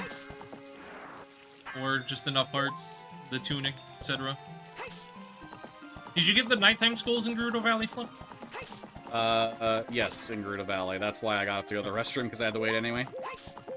That's right. Remember that. I did not get them in Desert Colossus, for the record, so there is that to consider. Alright, so this is coming up here is the final chest that's considered part of Spirit Temple. If it is not this, then the boss key for Spirit Temple is going to be guaranteed blocked by Zelda's Lullaby, and conveniently, it is the boss key. So, baby. We have entered a situation where we do not need Zelda's Lullaby to beat the seed. So we're actually in go mode at this point. So with that being said, now that we know we're in go mode, it is a straight rush to get the dungeon rewards that we need to get Ganon's boss key, go to Ganon's castle, defeat Ganon, and once both of us are done, the seed will be completed, and that will be time. But that is a ways away at this point. So with that being said, we don't really have to communicate super hard for the next little bit, I'd say, just to make sure we're reminding each other where each item is more than anything. So Echo, how are you doing? Doing pretty well here. Having a fun time watching this game. I've never seen a randomizer of it. I've only seen the casual speedruns. Casual playthroughs and normal speedruns. So this is quite interesting for me. Yeah. With how many checks are randomized with these settings, I believe there are close to, if not over 500 individual checks that we can check with the settings that we are using. And this isn't even like the highest amount possible. You can get over 1,000 checks with the correct settings, which is a ridiculous amount of randomization. So how would you say the randomizer compares to either a casual playthrough or a normal speedrun? What type of different techniques do you use? There are actually a lot of pretty niche things that don't get used in a speedrun. that you end up using a lot in Randomizer. There's a few places, for example, ground jump, for example. I don't know why I picked that up. Ground jump, for example, is a technique that gets used all over the place, both in like lower level and higher level, like more glitch-heavy randomizers, because it allows you access to a little bit of extra height, which is very convenient. There are actually rando exclusive things to keep note of. For example, the menu previously, before they fixed it in the most recent update, you used to only be able to do equip swap in Randomizer with either the top left or top right most item in the menu, because the way that the menu is changed from vanilla to Randomizer is that you can move over blank spaces, which you can't move over blank spaces in vanilla, and this is to prevent soft locks, because otherwise you could get an item and then not be able to actually reach that item in the pause screen, because the menu functions that you can't go over blank spaces. So that's a very specific thing that used to be the case, but as of the most recent update, you can equip swap with anything in the left and right row, which is a very nice change for equip swap purposes. Equip swap also gets quite a bit more use in general, because later versions and different forks of the randomizer fix certain bugs related to equip swap, such as, for example, if you equip swap the hook shot as child and pull it out, the game actually soft locks. Later, more different forks on the randomizer actually fixes this, so that child can use the hook shot with the whip swap. So one of the big changes, actually, that one of the randomizer branches does also fix, that actually brings it more in line with the speedruns, is equip swapping sticks as adult. In the normal vanilla game, you can equip swap sticks as adult and pull them out, but it is incredibly glitchy and buggy, and it probably won't be very long until you crash. But in the WVC version of Ocarina of Time, which almost all speedruns are done on, you can just equip swap sticks no problem as adult. yeah, so specifically if you do actually do randomizers on the WVC, that doesn't the WVC version as a result is used very heavily for that for certain speedruns, because being able to either have Deku Stick on B or being able to equip swap Deku Sticks because you don't have a sword on B gives you a damage source, so very convenient in that regard. In general, there's certain things that you can do that would never come up in a speedrun setting, that if you knew how to do them, you could do them in casual playthroughs, but not in a speedrun setting. Such an example known as what is known as Gold Scale Water Temple. So if you have the long shot and the gold scale, you can get every single item except for one in the Water Temple. If you also have Zelda's Lullaby, I guess I should also specify with that.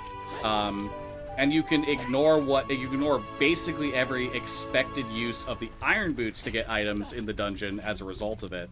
And this is very conveniently because the long shot has just enough reach to reach an underwater torch, which you can then swim over to the pathway that leads to the place where you can lower the water level.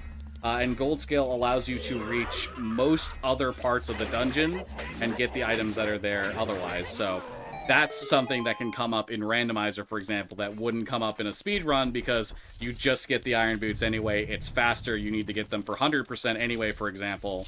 And that's just like part of the thing where Randomizer really, the more you learn about Ocarina of Time, the more knowledge that you can put to the test as a result, which is very fun to do. I've found randomizers to be a great way to extend my enjoyment and the lifespan of my enjoyment of Ocarina of Time as a result. That was a very long-winded explanation and talking, but I do that a lot, so. Yeah. No worries. Thank you for the explanation. That was very insightful. Bro is yapping, as they say. Yeah. So There is a whole heap of strats and glitches that is all almost exclusively useful in Randomizer, and you would never see in a speedrun, or even really in a casual playthrough. all that much. Ocarina of Time is just such a breakable game in that regard. There is so much you can do. Mm-hmm. Yeah, so Yeah, gritty. the specification of the wording there, breakable instead of broken. Ocarina of Time, when you are just playing it normally, you very rarely end up running into any like major glitches, right? But when you actually start to do things that you wouldn't necessarily think to do in normal gameplay, that's where the cracks start to show, and you start to see the different ways that you can manipulate the game to do completely unintended actions, such as with Ocarina items, for example. In what universe in a casual playthrough are you going to pick up bugs in a bottle, do a backflip, and then, press the button to drop the bugs, but then also press the button to pull out Megaton Hammer, for example? Like, you're never going to run into a situation, almost certainly, where you would do that in a casual setting, and that's what I think is very interesting about Ocarina of Time, because, functionally speaking, it works perfectly. But it's when you start experimenting and do things slightly off the beaten path that things start to go, oh, ooh, this is cool. Oh, that's cool. That's awesome type of deal, you know? I love Ocarina of Time for that.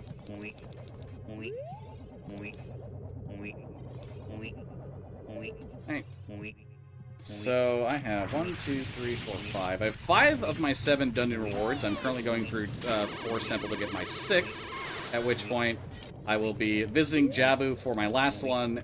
And I'd roughly say I have 25 minutes at tops before I am going to be done myself.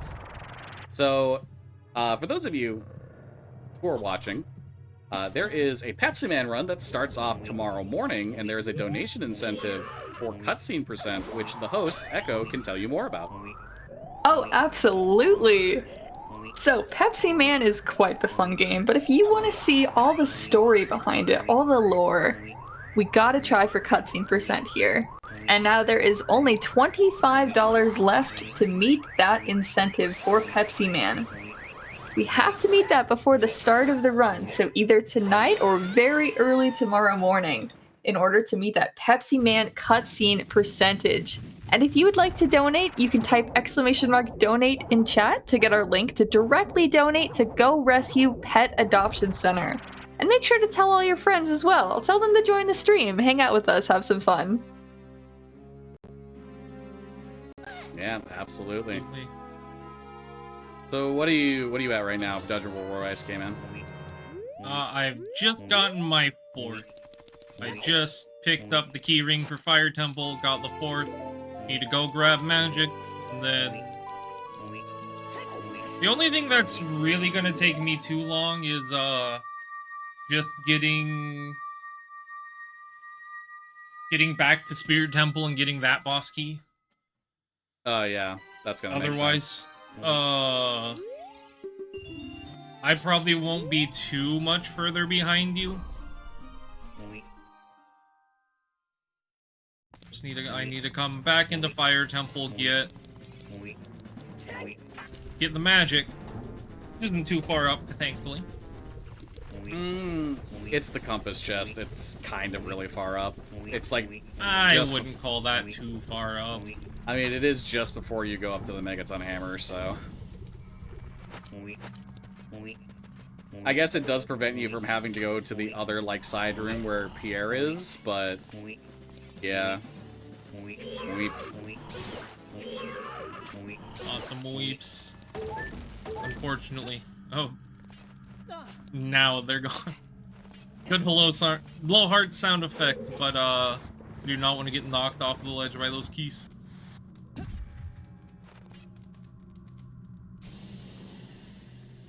Yeah. I love the weeps. The weeps are great. Yeah.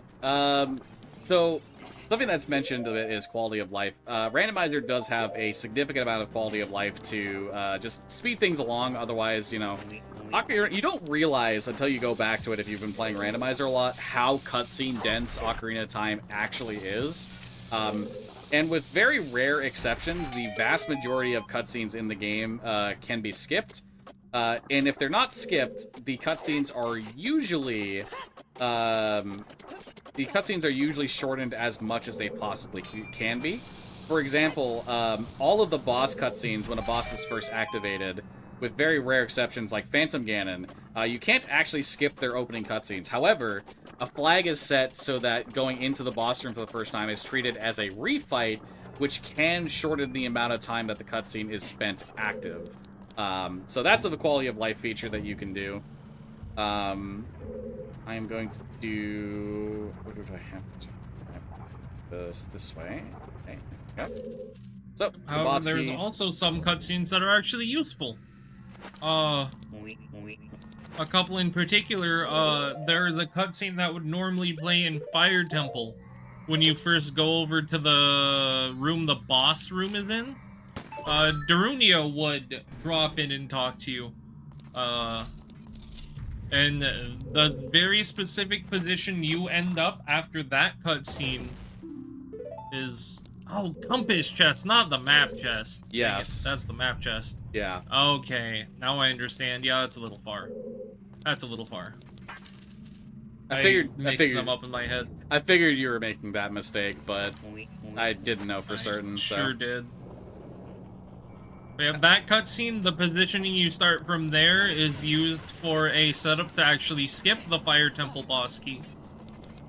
And at the start of Forest Temple, well, not quite a boss key skip, you can interrupt that cutscene so that the elevator never goes down to the basement. So you can go straight down to the basement, and that can actually be useful, especially in randomizers too. That's why there is also an option for useful cutscenes to be enabled.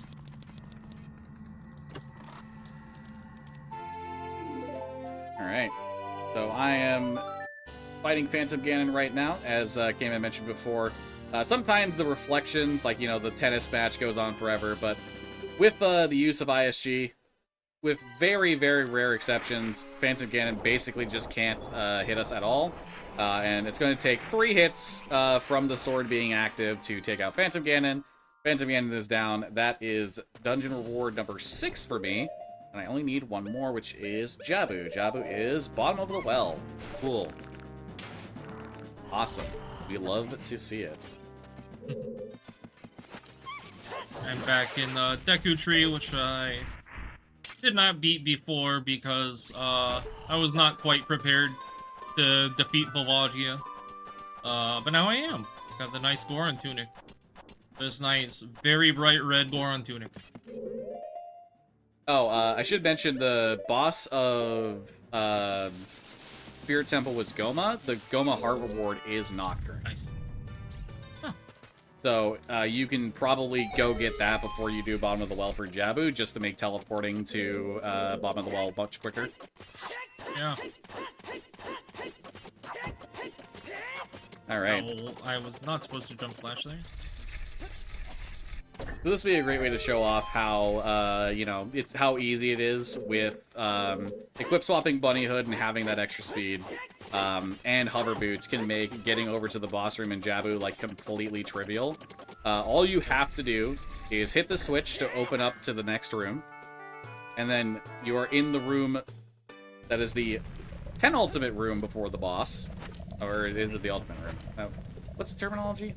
I don't remember. Anyway, you can hop onto this little platform. Now, I'm gonna have to wait for it to go back up, but without the bunny hood, all I would have to do is hold this direction, and when it reaches the apex of its height, back walk off with the hover boots, and then I would reach it no problem.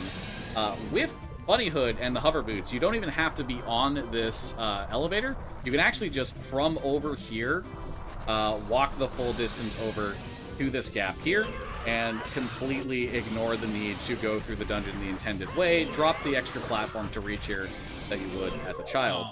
And as previously mentioned, the switch that opens up the boss room, you can actually just get into a position on the right side of this door here, where a shot from the bow can get around the otherwise like walls that are blocking you from hitting the switch. And doing that will allow you to bypass the need to climb up and use the boomerang, and you can enter the boss room for Jabu Jabu just like that. And the boss of Jabu Jabu is Dodongo, King Dodongo. Just out of curiosity, since I have to wait for this bomb to explode, I'm going to check what's in the chest. It's double defense. That is funny. That is funny. Don't think I dealt enough damage. I did, actually. Cool. Alright. That is the boss of Deku Tree down. Bringing me up to 5 dungeon rewards. You said Nocturne was where again? Nocturne was the heart container of Goma, which is the boss's spirit. Okay. Yeah, I will go there next then. Shouldn't break that off yet. Ah, damn. I thought I had more durability. Whatever. So, fun little fact about King Dodongo. King Dodongo has 12 HP. You can 2-cycle King Dodongo with the Master Sword, but you cannot 1-cycle King Dodongo with the big Goron Sword damage. And this is because each bomb that you throw in King Dodongo's mouth deals 2 health damage to him, and a Master Sword Jump Slash deals 4. So you deal 6 damage, which is 12 per cycle, and kill it. But with the damage from the big Goron Sword, you only deal 10 damage per cycle, which is not enough to 1-cycle King Dodongo. In most situations, if you can kill a boss in, say, 5 Jump Slash, it's 2 or 3 with the big Goron Sword, half rounding up or rounding down. In this one very specific case, rounding up and rounding down does not actually do that, which is very funny. Alright, so now that I have 7 dungeon rewards, the game will immediately give me the boss key for Ganon's Castle, meaning that I am full on in go mode at this point. Which means I can run over to Ganon's Castle, which is conveniently in Dodongo's Cavern, which is right up here, right by the bottom of the well. So I am roughly 10 minutes at most away from go mode on my own end. Sorry, not from go mode, from being done on my own end. But, again, to make note here, the seed does not end until both of us have finished. So while I may finish up here in about 10 minutes, K-Man's going to need a little bit of extra time. Yep, I am. I gotta run all the way down to the Deku Tree to get into Spirit. Run all the way back up to the top of Spirit. And, and get the boss key along the way, of course. Yep, and I'll do a bunch of warping to get into Jabu as adult, because, even though I was there as child and I did a bit of it, it's still gonna end up being faster to just open bottom of the well, go back there as adults, and just go straight to the boss with that. Yep. And I have done my final Eclipse. I will not be pressing the start button, hopefully anyway, to equip any more items for the rest of the seed. The only things that I will need are the light arrows, a bottle, and then bombs. We will make use of the bombs later for a very specific, funny, and useful glitch that will help us in the Ganon fight.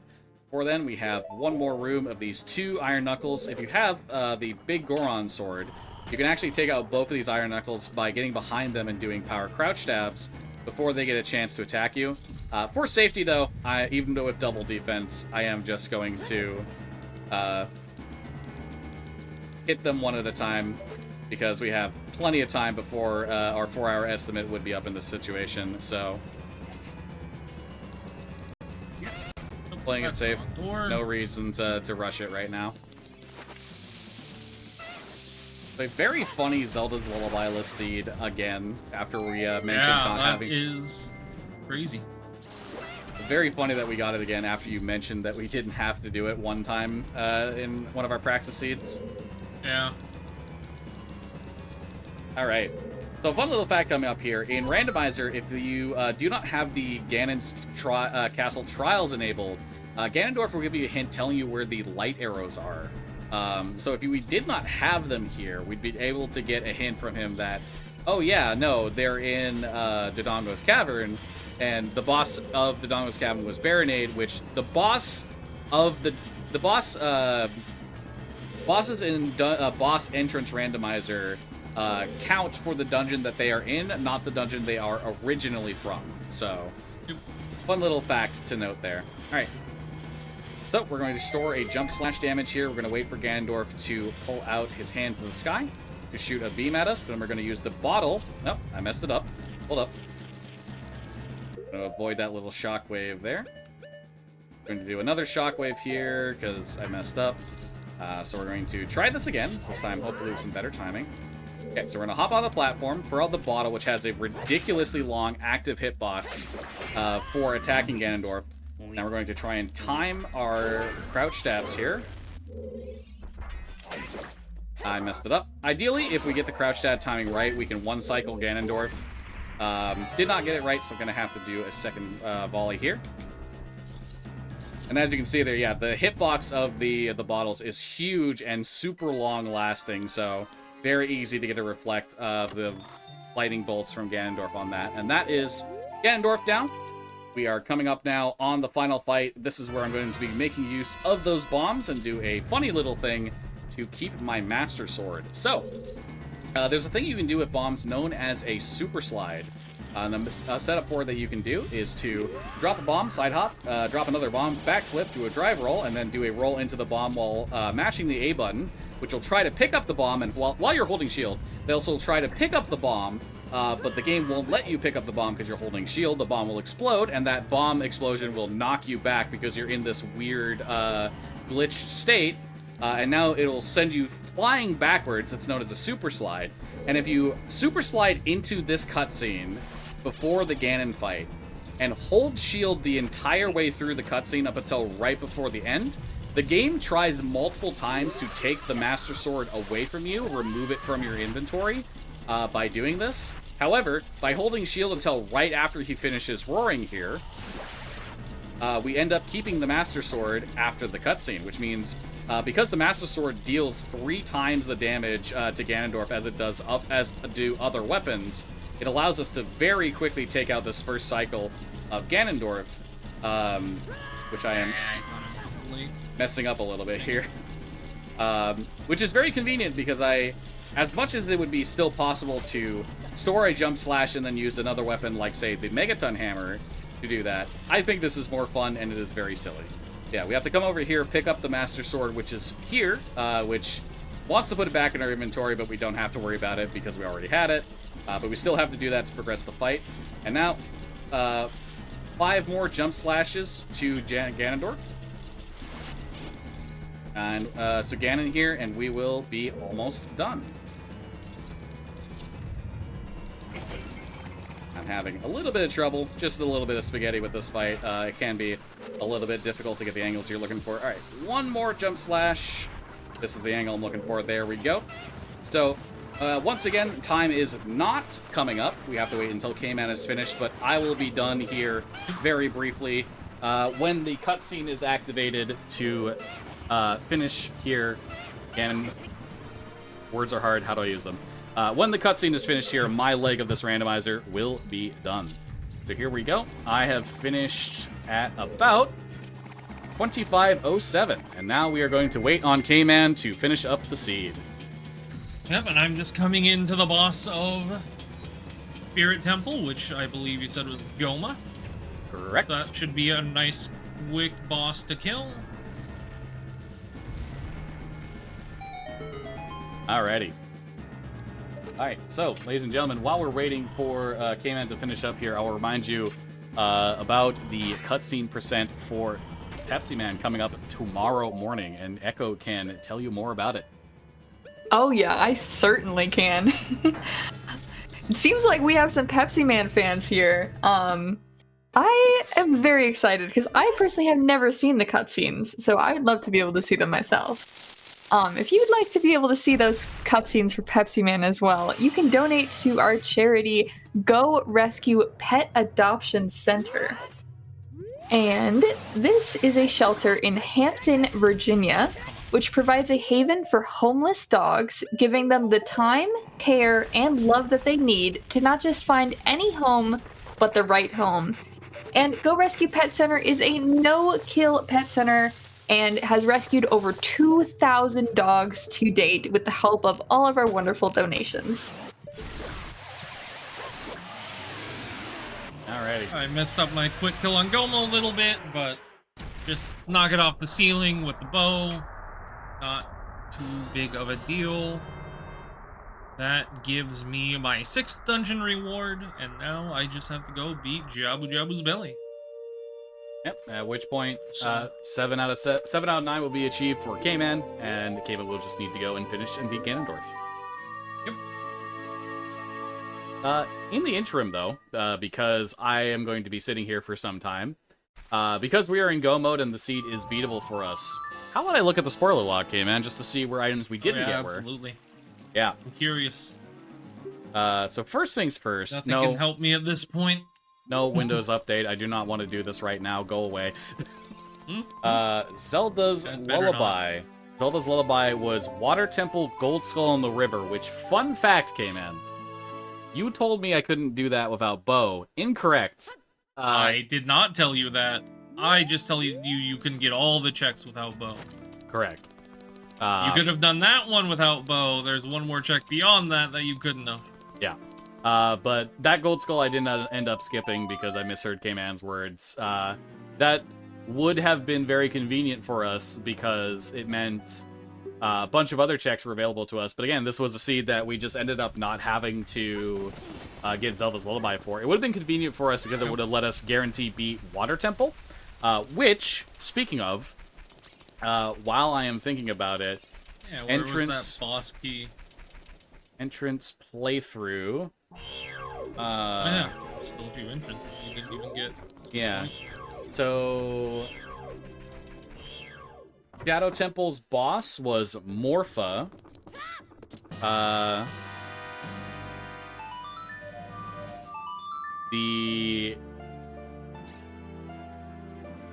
And where was Shadow Temple? Yep, that's what I'm looking for right now.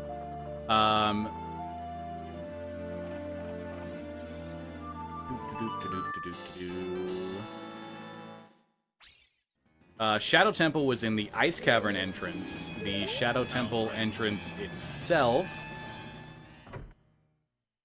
I forgot why they fixed not being able to warp out of most places for randomizer. You still cannot warp out of the windmill. Forgot I have to actually leave the windmill physically to be able to warp out. Yeah, the windmill is a very weird situation because it's combined with a location in what is technically in the graveyard. And I don't remember the exact reasoning for it, but apparently that's like the one location in the game. In vanilla, there's a wide variety of locations that you can't warp out of, but that's the one location where the randomizer devs, for one reason or another, have not made it possible to warp out of.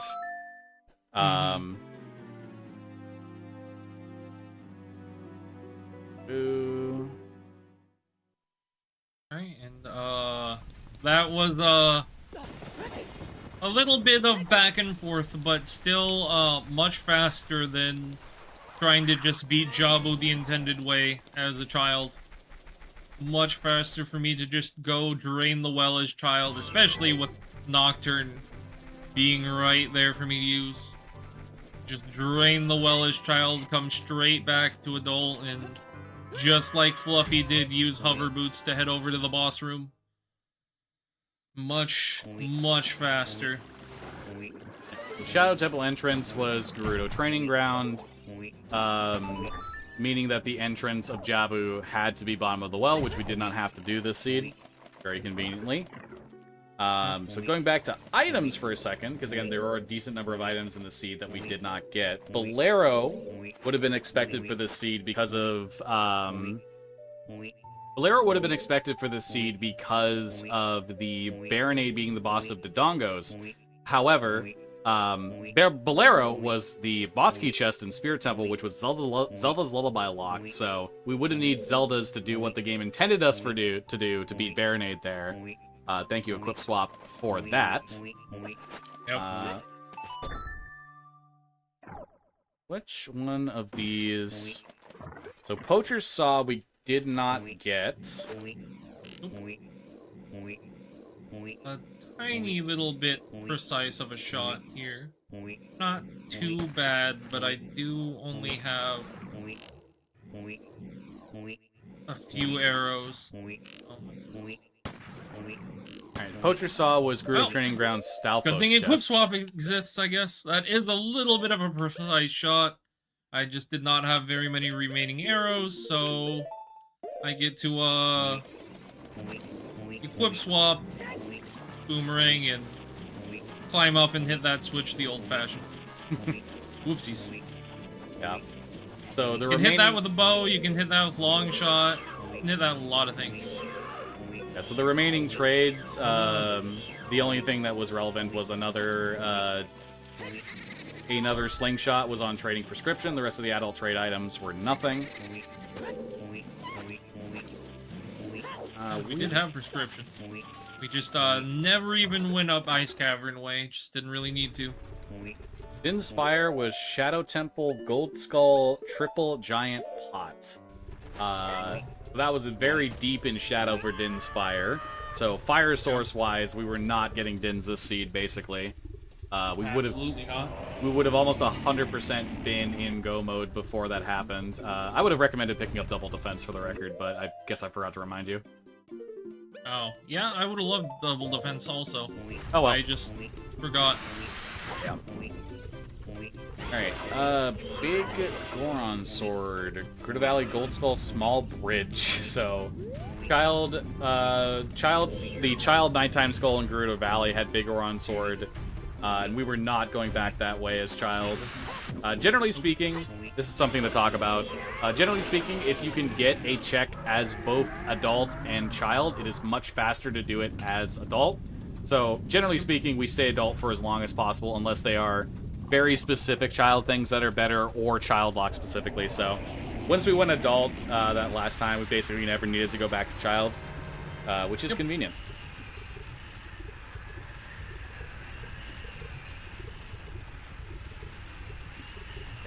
Not Right, yet. that is my last dungeon reward.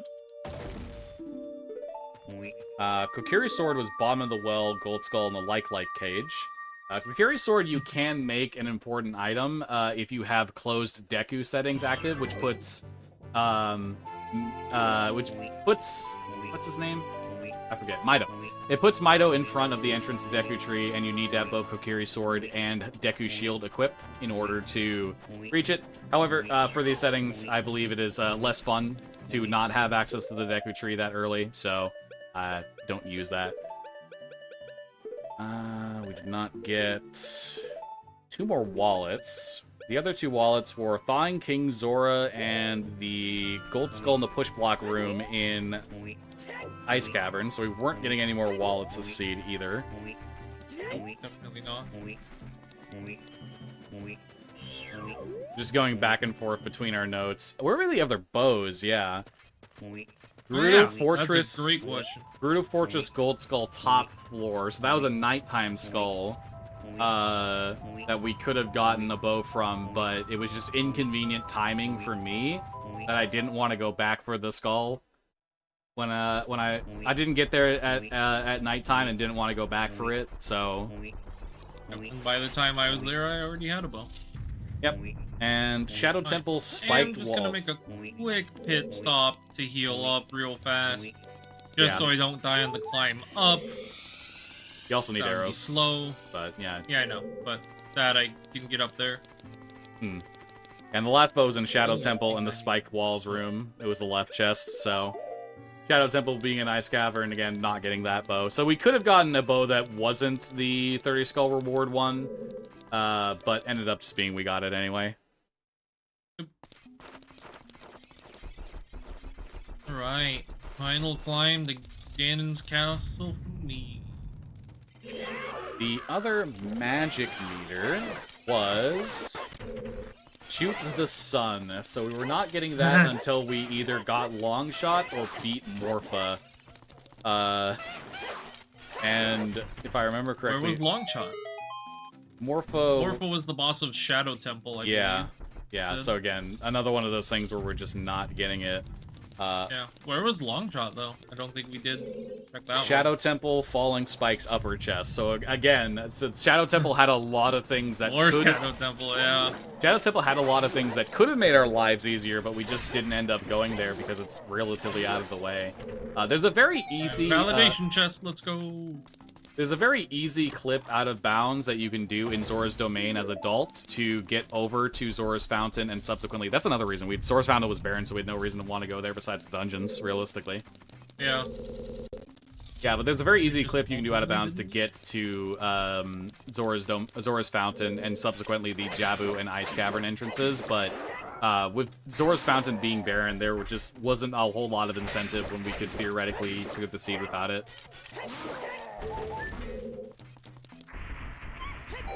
Alrighty.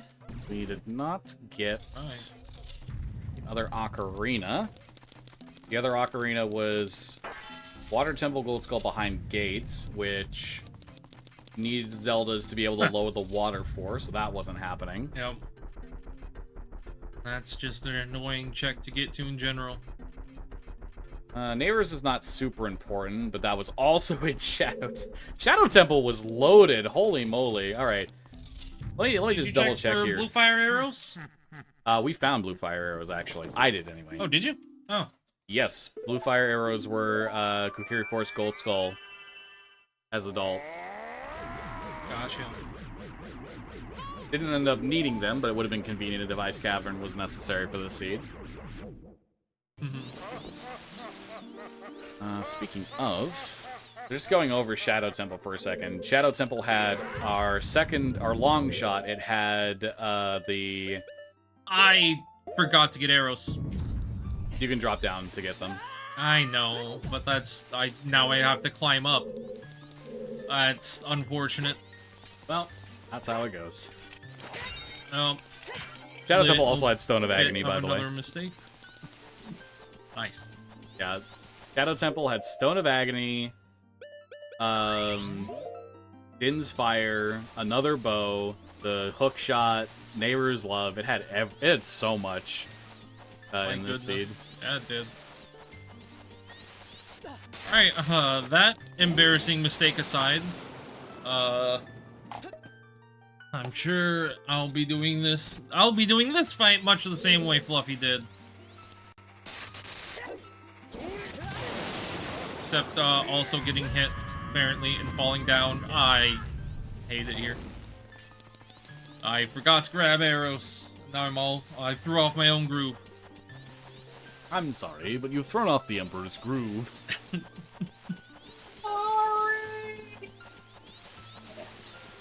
So good. Climb back up. So anyway, like I said, starting the Ganondorf fight. Totally just got here.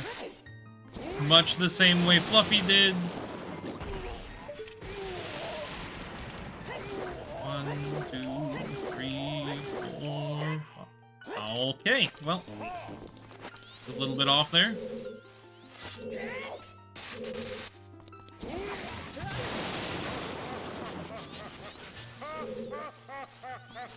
For the record, the other two bomb bags were the Central Pillar Chest in Water Temple, Hard Requires Iron Boots, and Ice Cavern Gold Skull the Heart Piece Room, so could have gotten that at any time with 3 skulls. Yeah. Well, a fun little fact there, when Ganondorf does that move where he holds out both of his arms and then starts charging a super big attack, you can't just shoot him with light arrows while he's charging that, but you can also do a spin slash to hit all of the orbs that fire from it to knock them back at him if you want. Not really necessary, but it is a thing that you can do. Light arrow shots just faster and easier. Yep. So I'm gonna do the Ganon boss, just slightly different, more for the sake of a little bit faster than anything else. Instead of doing the super slide into the cutscene to not lose the Master Sword like Fluffy did, instead I opted to just store a Master Sword Jump Slash as my power crouch tab, and I'm just going to use the hammer to power crouch tab Ganon's tail. Yep, and in the just first phase... accomplishing the same thing by slightly different means.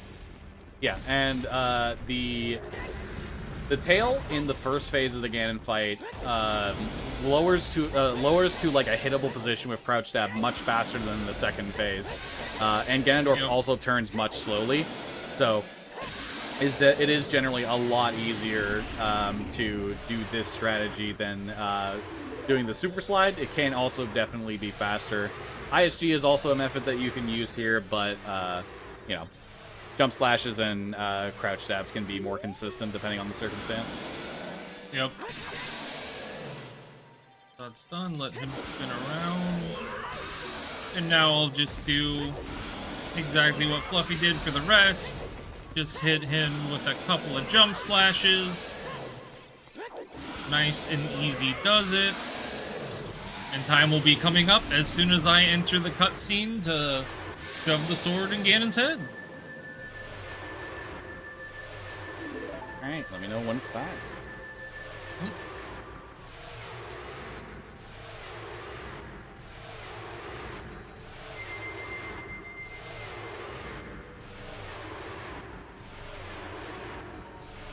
And time. Nice, I got a 3:42.29 on my end.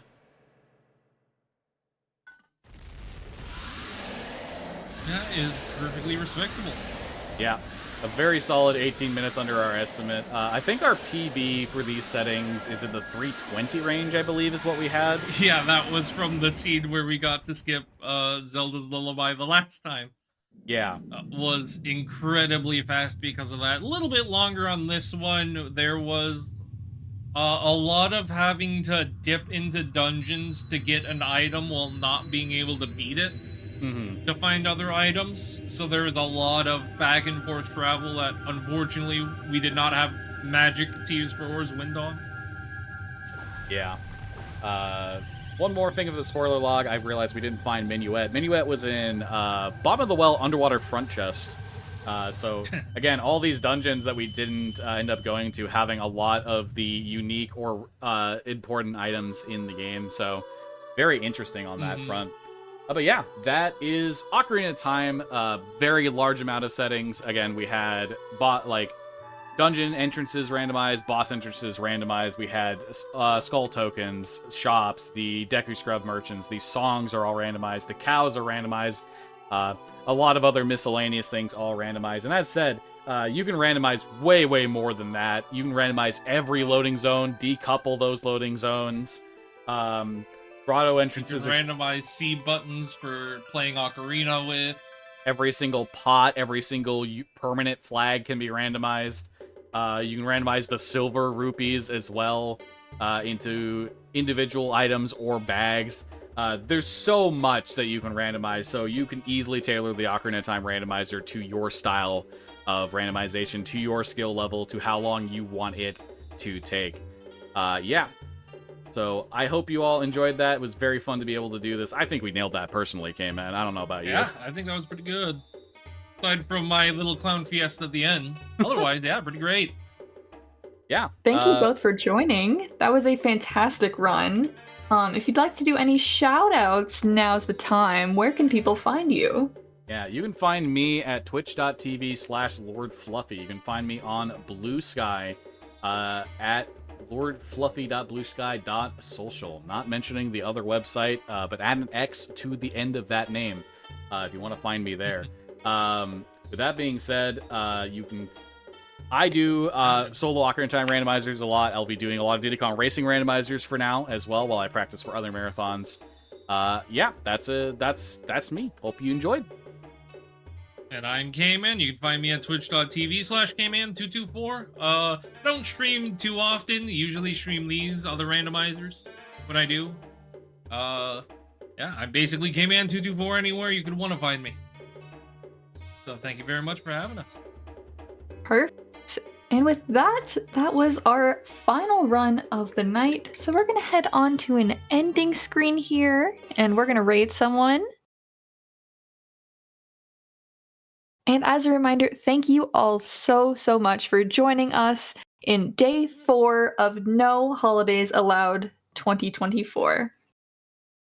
We still got a final day coming up tomorrow with some action-packed runs. Pepsi Man, What the Car, Lena's Inception, Ape Escape, Diddy Kong Racing, Marvel's Spider-Man 2, Pokemon Yellow, Super Metroid, Sonic X, Shadow Generations, and Astrobot. To see the full schedule, type !schedule in chat. My name has been Echo Tree. This has been my final hosting shift, but I will still be behind the scenes tomorrow. So thank you all so much for hanging out. I hope you all enjoyed. I certainly enjoyed this amazing run today. And with that, have a good night.